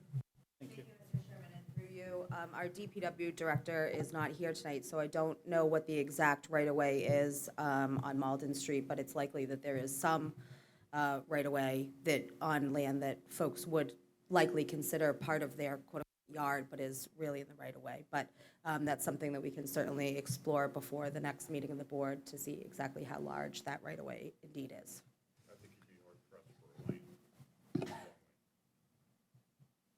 Typically, in 95% of the cases, the right-of-way is typically 50 feet wide. I would venture that Malden Street, the paved, although it might vary, is probably in the 22-foot wide range. Standard pavement widths, for the most part, is 24 feet wide and a sidewalk. But to answer his question, most likely, I'm assuming the right-of-way of Malden Street is 50 feet wide, so there would be, if you had a 24-foot or a 26-foot wide paved area, you have, 26, you have 24, another 24 feet, so you have room on both sides and to add a sidewalk, hypothetically. We don't know for sure this. Well, we don't know for sure, but that's. We don't want to say that we know it's 50 feet. Correct, but You say most likely. Most likely, that don't wanna tends to be the, misspeak. that tends to be the standard. Okay, I would suggest Could you that's please unlikely. That would speak put. one person at a time, please. Yeah. So if everyone speaks, we cannot hear anything. Okay. Go ahead. So, based on just walking there often as I do, those kind of numbers would put the road in somebody's, front porch on a few properties, so. Thank you. Thank you. Erin Palumbo again, 184 Malden Street. I'm going to go back to the elephant in the room, which is affordable housing. I'm confident saying that everyone here tonight is in support of affordable housing. We understand the need, and we want to be supportive of developments that allow for this type of housing. And that is apparently what Mr. Vanicasa is saying that he's here for tonight, is support of affordable housing. But there's a lot of loopholes in his arguments, and he's namely using the main loophole, which is affordable housing, to get this monster on Malden. Thank you, that's my dad. He lives right there, 64 Malden Street. So thank you, yes. He's using affordable housing as a loophole here to get this monster development that he's planning to make money on. I listened to his presentation at the Affordable Housing Trust, where his plan for groceries, which I don't need to ask him about, as I did the other two developers, is that his residents are going to bike to Darby's. Okay, so that's their grocery access, more biking. Public transportation, again, he said more biking. So that's his public transportation options, and grocery options are Darby's and Shannon's, which they'll probably do great, but I don't know if that's really the food grocery options we're looking for here. If this were a development with affordable housing in mind, which it's not, It's just a way for Mr. Benincasa to use this loophole in the state laws, bypass our town, bypass the zoning regulations, which again, I don't need to ask him. I know what it is. It's zoned 1 acre. And how does he get around that and get his development into this prime property? Well, 40B housing, and he claims that that's why he's here tonight, and it's not. If he really cared about 40B housing, as I said, we'd have a better plan for grocery access than Darby's. He also suggested his residents would bike to the rail trail. I don't know how many of you done that. That's like a death wish. So he clearly doesn't understand our area, our town, our roads, what's available to his residents, except that we have a beautiful tennis and basketball court, which he won't need to build because we already built it for him, for these units that are just going to actually line his pockets as opposed to the town to make a really nice property that fits in with the residents. So let's really get to the heart of this matter, which is that this is not an affordable housing project. This is a line Mr. Benincasa's pockets with his beautiful scenes of our reservoir, the nice tennis and basketball courts, and do very well, I'm sure. So please be considerate of the residents in the town, who I don't think any of us here are really in support of this project for a number of reasons. So we hope that you vote no on supporting his LIP proposal. Thank you. Thank you.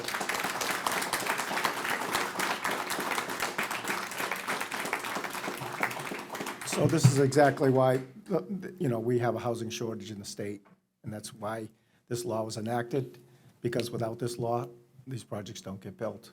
And especially, no one wants any projects built in their neighborhood. Everyone's for affordable housing, just don't want it in my neighborhood. And we'll put it out there on Route 12, maybe we'll put it on 290, but we don't want to put it in my neighborhood. And we have a term for that. Thank you. They are waiting on the, if you like, maybe you can go on the other side. Neil Peterson, 67 Mullen Street, through the chair. One point of clarification, please, and then a follow-up question on that. Mr. Benincasa has emphasized that this development is designed to attract families. He later mentioned, I think verbatim, this does not attract large families, so there should be no impact on the school system. So I would just like some clarity on the intended occupant. It seems to be not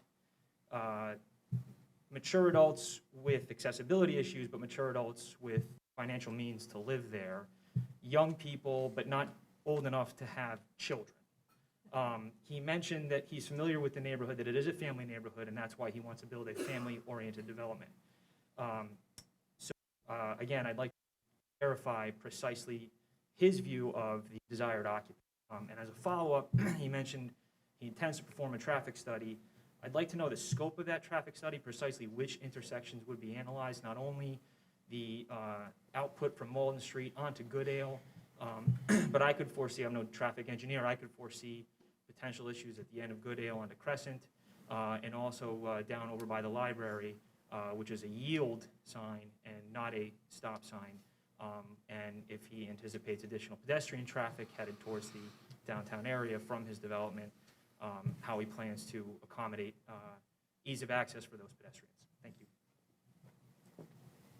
Unfortunately, that we either I didn't communicate it well or he didn't hear me correctly, because he took a lot of things I said out of context. I didn't say that we were building a family-oriented. I'd say that families would like to live here. I said that the type of, the demographics of the people that move in our other developments, I explained that, and that's just a fact. I didn't make it up. It's just a fact. So, and I also stated that that doesn't mean there's no guarantee that they're going to have the same demographics here. I said we might have a different demographics because of the proximity to the school, because of the high desirability of living next to the school and next to the park. As far as a traffic study, we're doing a traffic study of the intersections, and this, if it's recommended by your board, we would go before the zoning board of appeals. We would take direction from them, and the peer reviews, I'm sure you'll have a traffic consultant review our traffic study, and we'll do it by the book, whatever we need to do. We've done it before, we'll do it again. Thank you.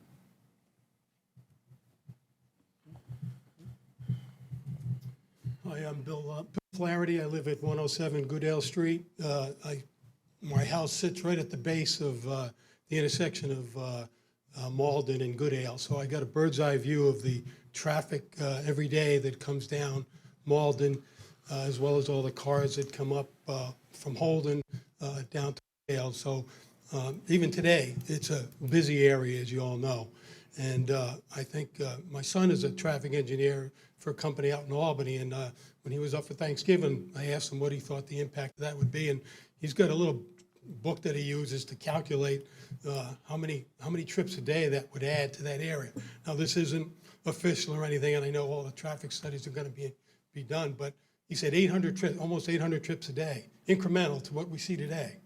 That's a busy place today.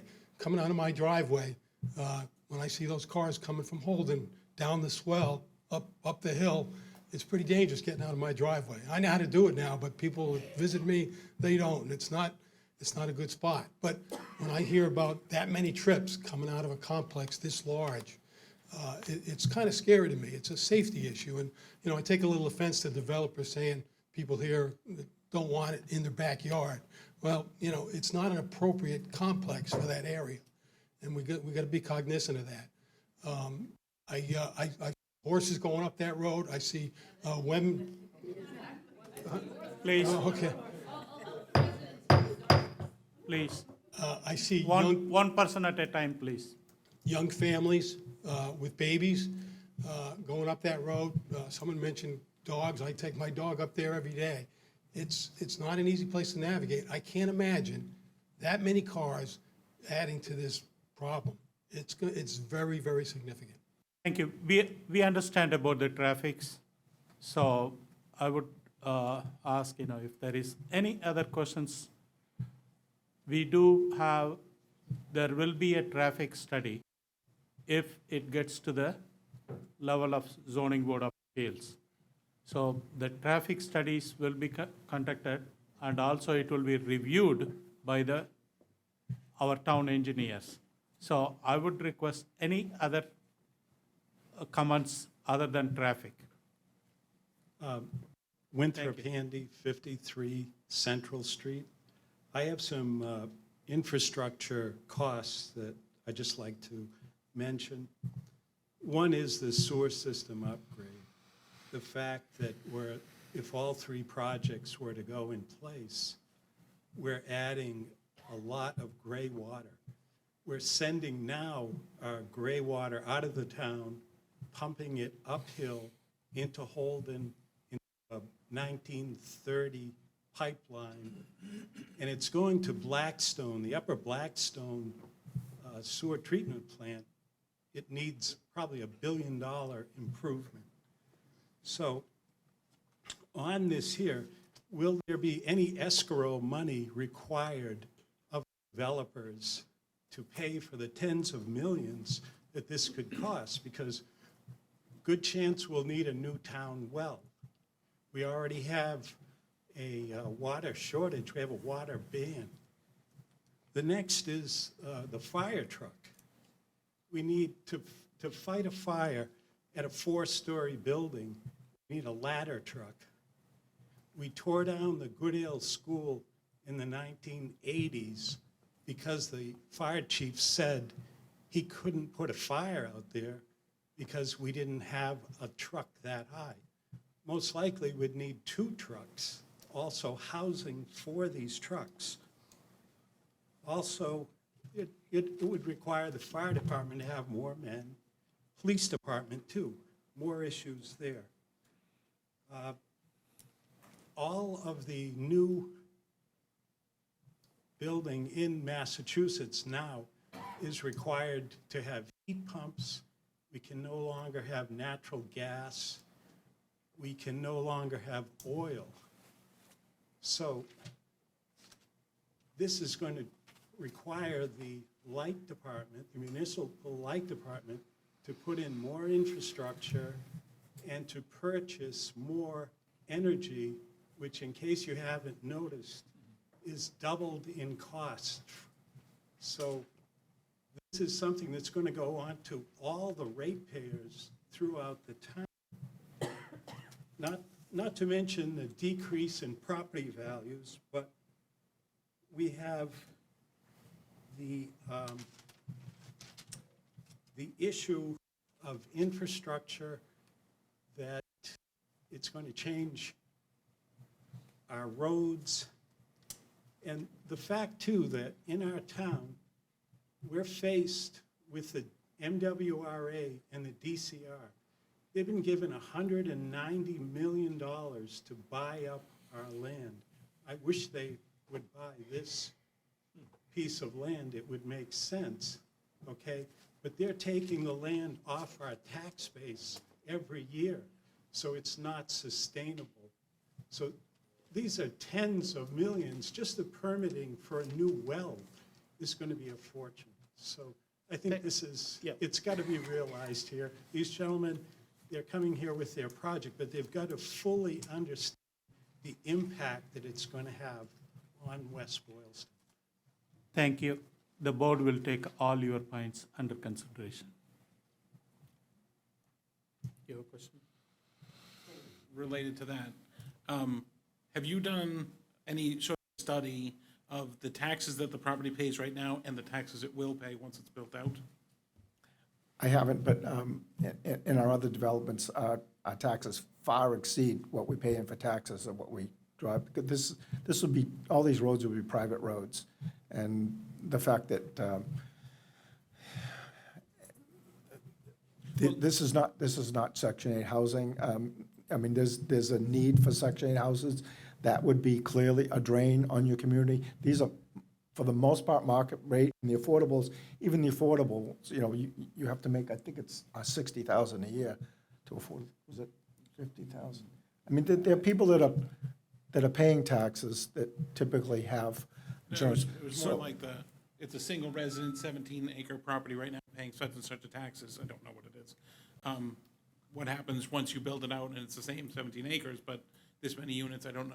I don't know what the taxes would be.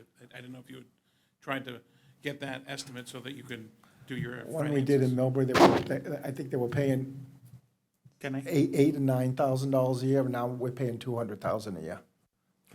Thank you. The town administrator has some more info on the taxes. Yes, Mr. Chairman, this is something that I've asked our town assessor to explore. He is waiting just for a few details from Mr. Benincasa so that we can do a calculation on the approximate additional new growth if this was built. So I would expect that once I get those figures, those numbers will be forthcoming. As he said, it would be substantial from what it's paying now for open space. Correct. Yes. Thank you. And I'd just like to say a little bit about, you know, I've heard the comment about what it's going to do to property values. I've never built new construction in an area, ever, anywhere, and lowered the property values. We've got brand-new construction, state-of-the-art. It does not bring values down, it brings values up. Thank you. Thank you.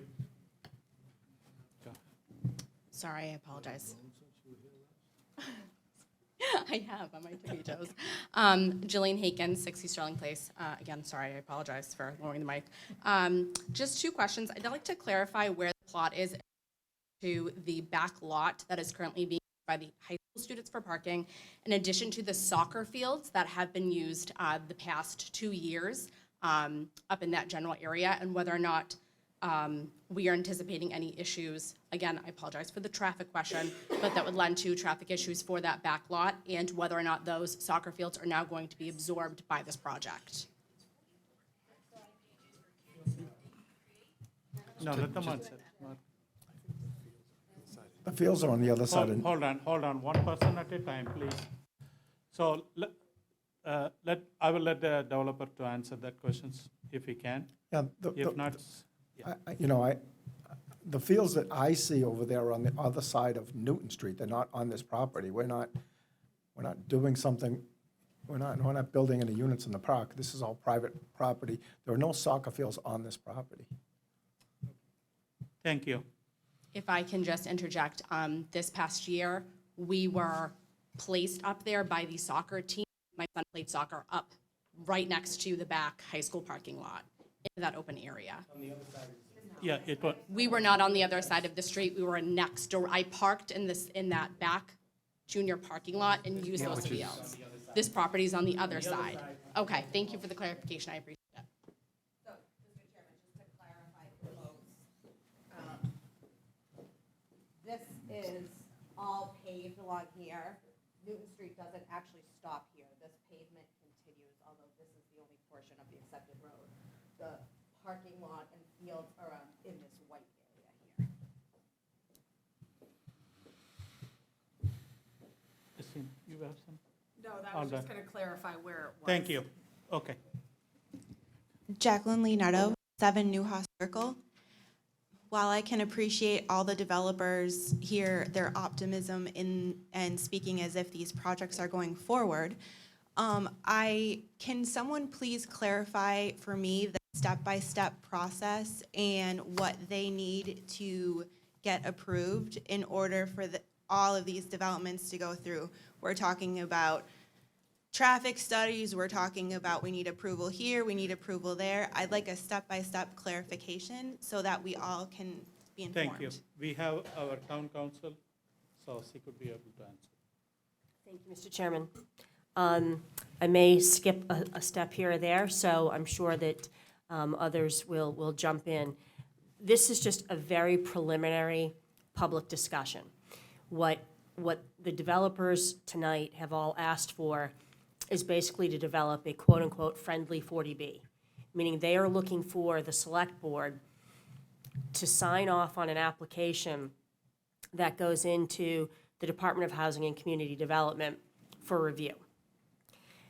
It will go through, assuming, and the board I recognize has made absolutely no votes on this, but let's just follow through the process, assuming that the board ultimately picks one of these projects to support it. The application will be submitted to DHCD. It will go through their review process. They issue ultimately what's called a project eligibility letter. That's usually also referred to as the developer's ticket to be able to go and apply for a 40B permit to the Zoning Board of Appeals. That process with the Zoning Board of Appeals is going to be... It is. It's a Mass Department of Housing and Community Development. Sorry, yes. Gets a little cumbersome to say the Department of Housing and Community Development over and over, but yes, it is a state agency. They will have to apply to the Zoning Board of Appeals for a comprehensive permit. There's a process where every town board, every town department is asked to look at the application, even though,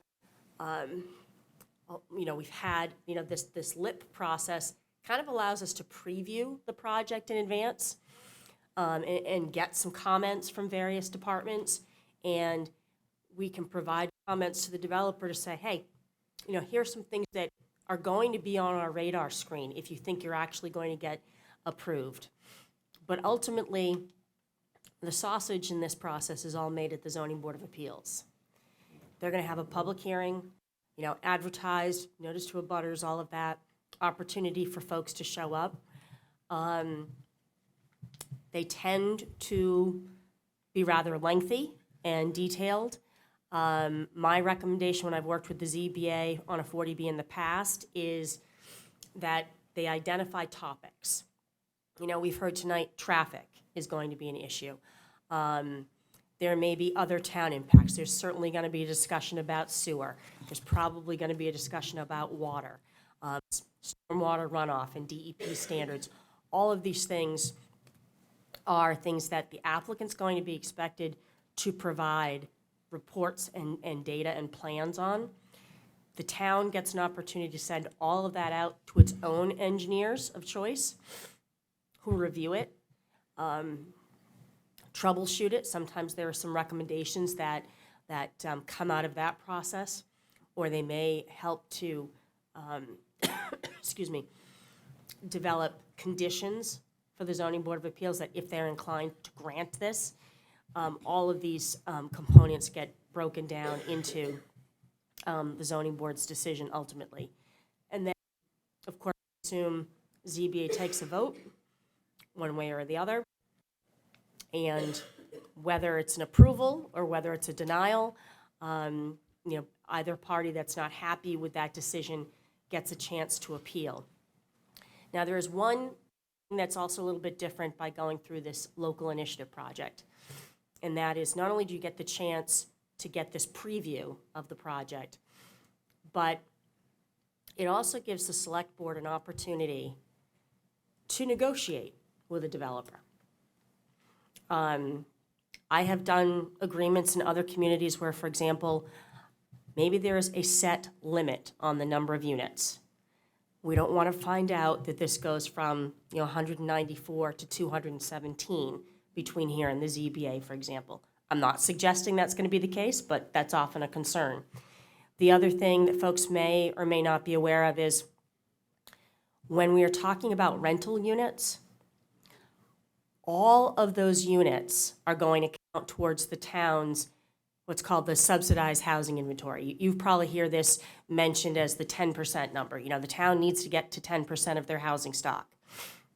Well, it may only be that 25% of the units here are actually designated as affordable, but a whole 194 of those units are actually going to count towards your 10%. And why does that matter? It matters because once you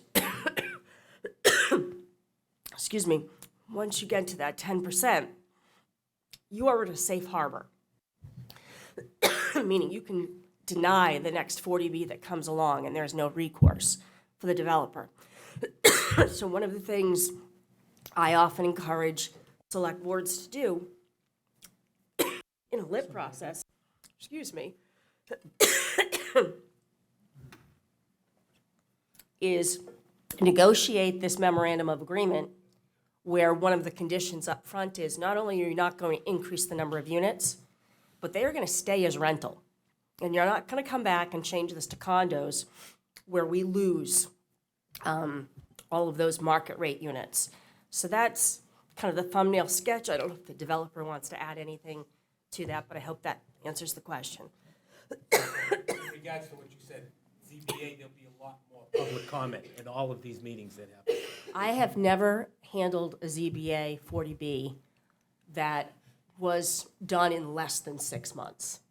Public comment, You know, there's many meetings. Public comment over and over, and as I was saying, I usually suggest that they break it down into topics. So if you happen to be most concerned about sewer, well, we all know that Tuesday night at 7, the topic is going to be this project and sewer. Come one, come all. We're going to have all the engineers there talking about sewer, get all the public comment in. The next public meeting might be about traffic, and similarly. It allows people to hear all of the information at once, so it isn't quite so disjointed, and we aren't jumping from topic to topic.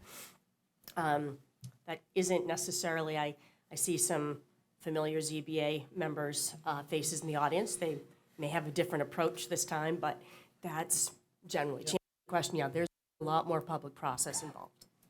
Thank you. Thank you.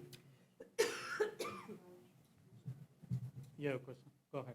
That asking if you're coughing.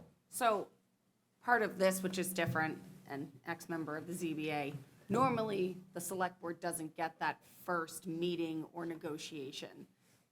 Usually it's filed with the state, and then on the flip side comes to the ZBA, where this is very different. But I think maybe it would be great education just for the folks in the room, because I have received a lot of requests around we vote or stop something, and I think it's a misunderstanding where we are in our housing count and what we are allowed or not allowed to do legally by the state.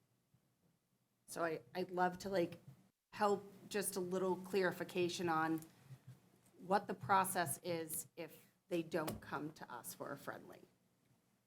Nothing prevents the developer from applying directly to the Zoning Board of Appeals for 40B. They still have to, there still is a little bit of a preliminary process in that they still have to go to the Department of Housing and Community Development for a project eligibility letter first.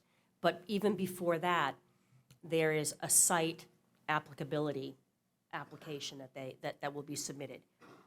Once that gets filed with the state, the town immediately, the select board immediately gets notified that there is a proposed 40B on 18 Malden Street. That then gives the town 30 days to scramble with all the departments and come up with this master letter of, here are all of our concerns with respect to this development. So that would be the more traditional route. And are we currently at what is our percentage currently in town? So when Attorney Muddery was talking about safe harbors, there's 3 safe harbors that a town, when a project comes to the ZBA, they can say, no, we've met a safe harbor. The one that folks are most familiar with is that we have 10%. Currently, the state, we're still working on 2010 census numbers. In accordance with the 20 census, we need 45 subsidized housing units to reach that 10% threshold. Once the 2020 census kicks in, which would be sometime maybe in February-ish, we need 78 units. So either 45 or 78 units to meet the 10%. The second is the general land area minimum calculation.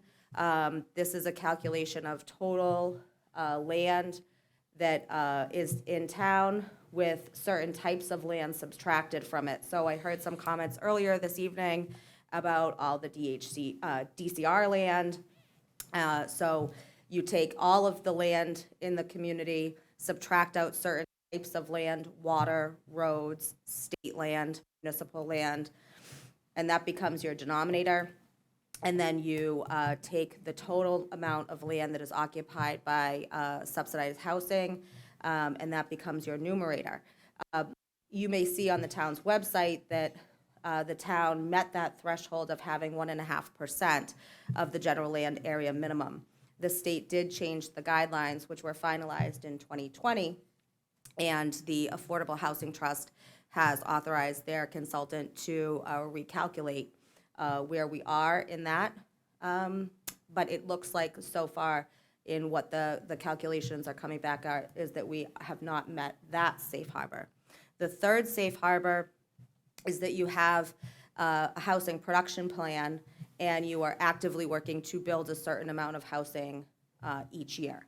And we do not have that safe harbor. So essentially the 3 safe harbors that the town could say to any developer once the project comes to the ZBA, no thank you, we're only interested in projects that look and feel like XYZ.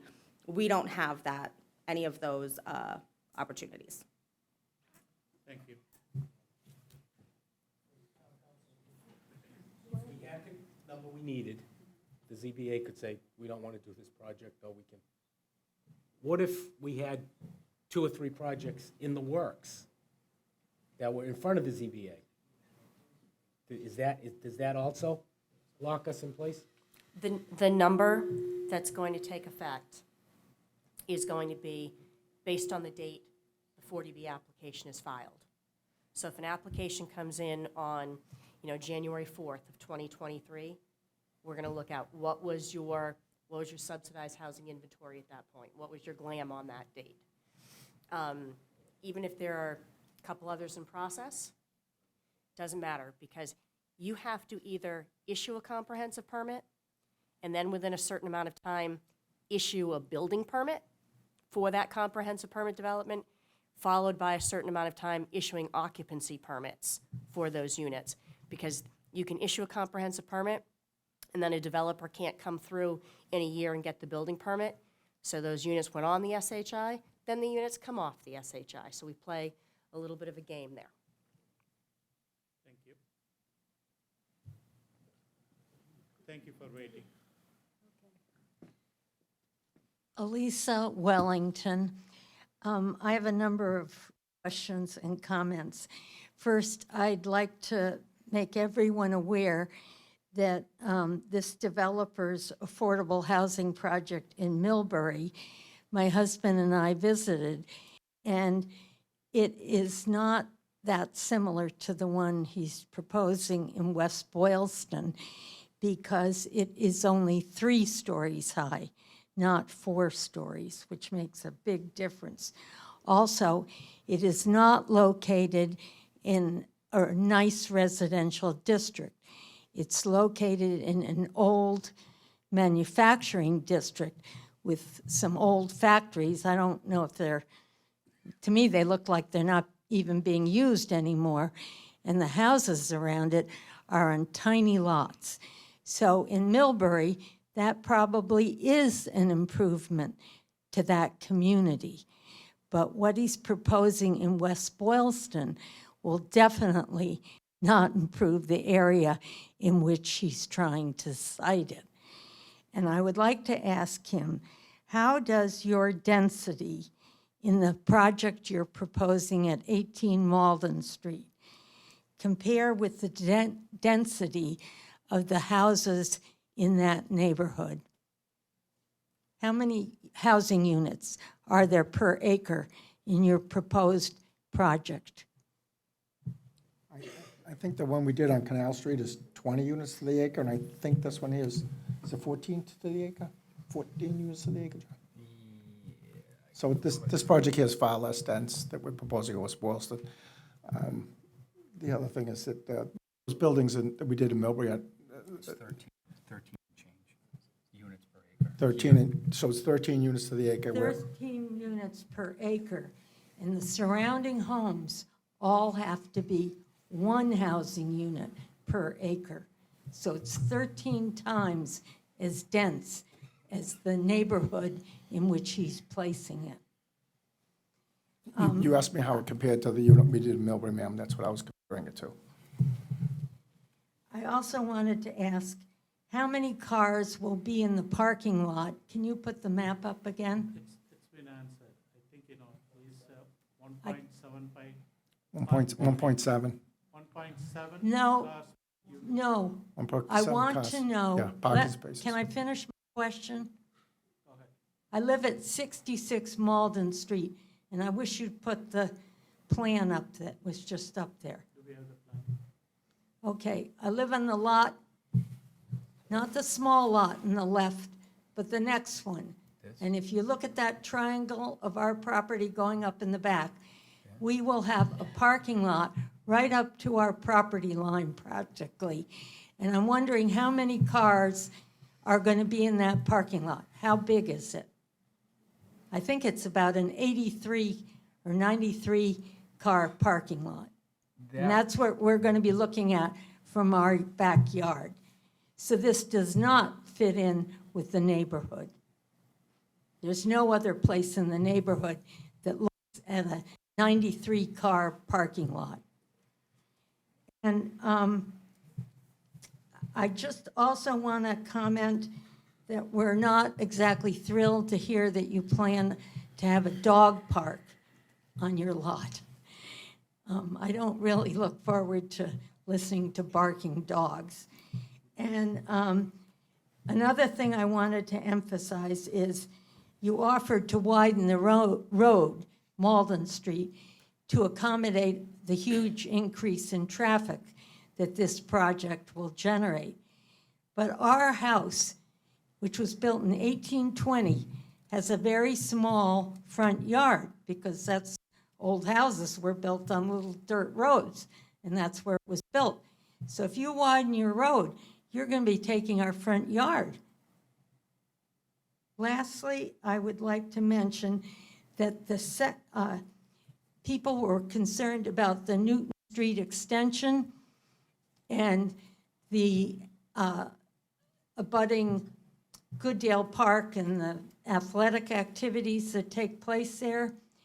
Well, having served on the West Boylston Planning Board for 14 years, I can tell you that any engineer who looks at this plan is going to demand a second access road into this lot, because if you have 192 dwelling units, you have to have more than one access.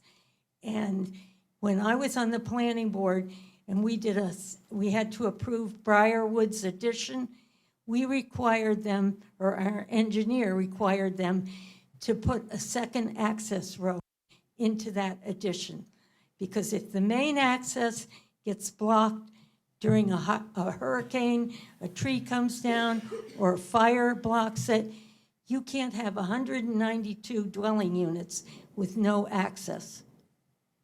So I think the comments that have been made with concern about this effect on Goodale Park and the traffic there are, legitimate. There will have to be another road to get in there. Thank you. Thank you. We'd be happy to meet with the abutters and as the process evolves, meet with the abutters and see what measures could be done for buffering and for mitigation. As far as number 66, I don't imagine, we don't have the traffic study, but I would not imagine that our traffic is going that direction, so I don't anticipate, and I don't know this for sure, I'm just saying I do not anticipate making road improvements down that end, but it could change, but that's what I anticipate. Thank you. Hey, Mark Hillier at 104 Goodale. Earlier tonight, Mr. Benincasa made an implication that the concerns that are being presented by the town are exactly why we have this law, implying NIMBYism and whatnot. I found that incredibly offensive. Respectfully, that's just wrong. I have the regs here, and it says why we have this law. It was to address the shortage of low and moderate income housing in Massachusetts. That was 1969, by the way. This is not what the general population understands affordable to mean. 20% discount on a small percentage of these units in an area of town that's not accessible without a car is not in the spirit of this law. I know that we have a lot of legalese that we need to abide by, and we could pay lawyers to do this for years and years and years, and I'm sure that the developer has the budget to support that. But I think it's important to put that legalese in a box for a second and look at the spirit of the law and consider what your obligation as a board is, and considering that is extremely important. I have a comment, please don't hate me, about traffic study.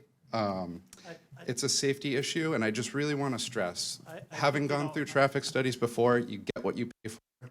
They're repeat customers. Please look at it with a very fine-tooth comb. I encourage an independent. It's for a different time. It's for Okay. the different board, Sure. not now. Sure. Thank you. Traffic study has to be done, but different board, zoning board of appeals, if it gets to the zoning board of Does appeals. the select board review the traffic study at all? No. No, It's, okay. it goes to the zoning board of appeals. Okay. And then the town engineers will review it. Thank you. Understood.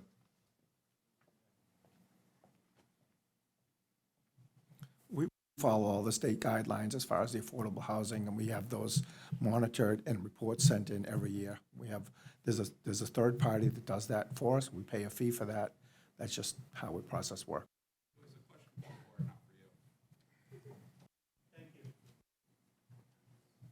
Hi, I had a quick question. Could you make this map? I was going to, because I was going to reference it on the map, but you can't see where I live because it's not all blown up. I guess I'm where the black bar is. I'm going to direct a butter, 19 Linwood Lane, Kimberly Luce. I'm behind the dumpsters.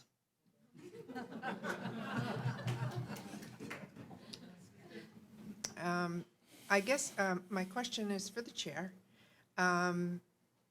So the town needs 78 units. And my calculations, listening to all three developers, you have to have 3 developers in order to reach your 78 units. Is that correct? All of these developments, anyone that gets approved, if we approve this, this would count as 192 units. Oh, okay. So it's not just how many affordable apartments are in that complex? Correct. Okay. Okay.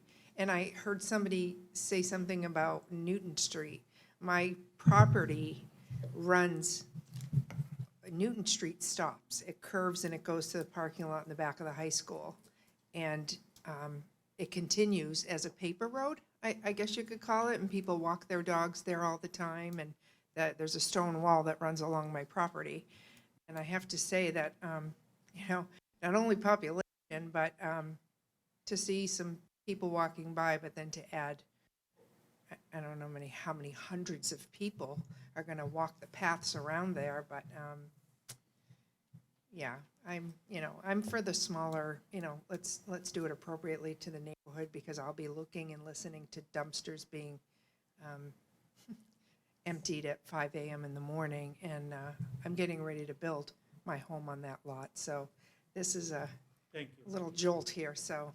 Thank you for your comments. I don't mind affordable housing, I'm all for it, but I was just wondering if we had to approve all 3 of them in order to meet your 78. I was a little confused on No, that. the select board Thank- select board in later date Okay. will make whether we will allow LIP project. Thank you so much. We'll support the LIP project application. So Okay. that's about it, this meeting. Thank you.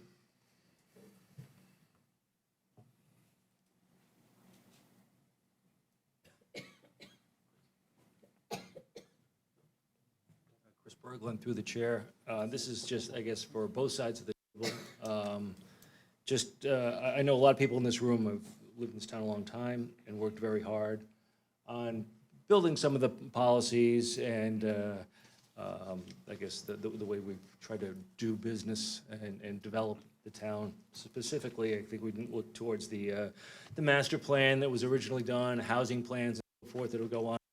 And as I go back to the master plan, which speaks very specifically about housing and how all proposed development should be built in harmony with the environment and mindful of neighborhood character, wherever possible, adhere to the principles of smart growth. So that was pretty revolutionary back in, when it was written. But nonetheless, smart growth also contains a reference to sustainable development principles, which the state, even with 40B, and especially with 40B projects, encourages in all of its communities. And there's a quick little 10-point slide on the state's website that talks about some of these sustainable development projects. Concentrate development and mixed uses, all right? Support revitalization of the city and town centers by neighborhoods that promote development that is compact, conserves land, protects historic districts, and integrates uses. Okay. A couple of the others. Protect land and ecosystems, promote and restore environmentally sensitive lands, natural resources, agricultural lands, critical habitats, wetlands, water resources, cultural and historical landscapes. Use natural resources wisely. Construct and promote developments, buildings, infrastructure that conserve natural resources by reducing waste and pollution through efficient use of lands and resources. Now I know Mr. Benincasa has, and I know that his developments do encourage a lot of green, incorporate a lot of green uses, and I think that that's to be commended. I guess all I'm saying is, as these boards and as you negotiate with the developer here, if you choose to go that way, take into consideration some of these things as we look at them. And I really appreciate, I just want to thank both town council and our town administrator for the great explanation on the whole 40B process, because I think that's very important for this crowd. Thank you.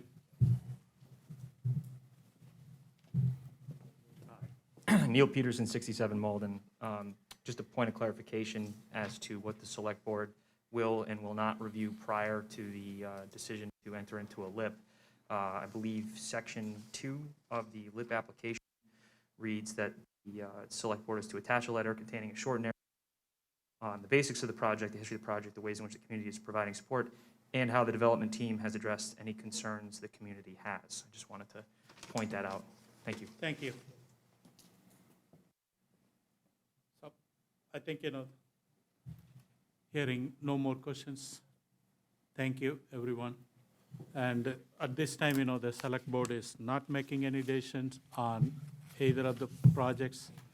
We will be in the later dates with all other additional answers when we receive from the other boards, Affordable Housing Trust and other boards, and then the town department like DPW, fire, police.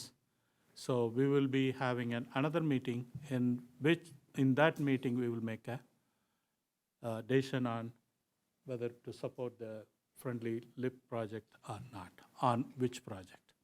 Thank you. Thank you, everyone. Good night. Oh, huh? Oh, yeah, yes. So we need to make a motion to adjourn. No, I was gonna say second, Chris beat me. Aye. We have a motion and second. All in favor? Aye. Opposed? Thank you.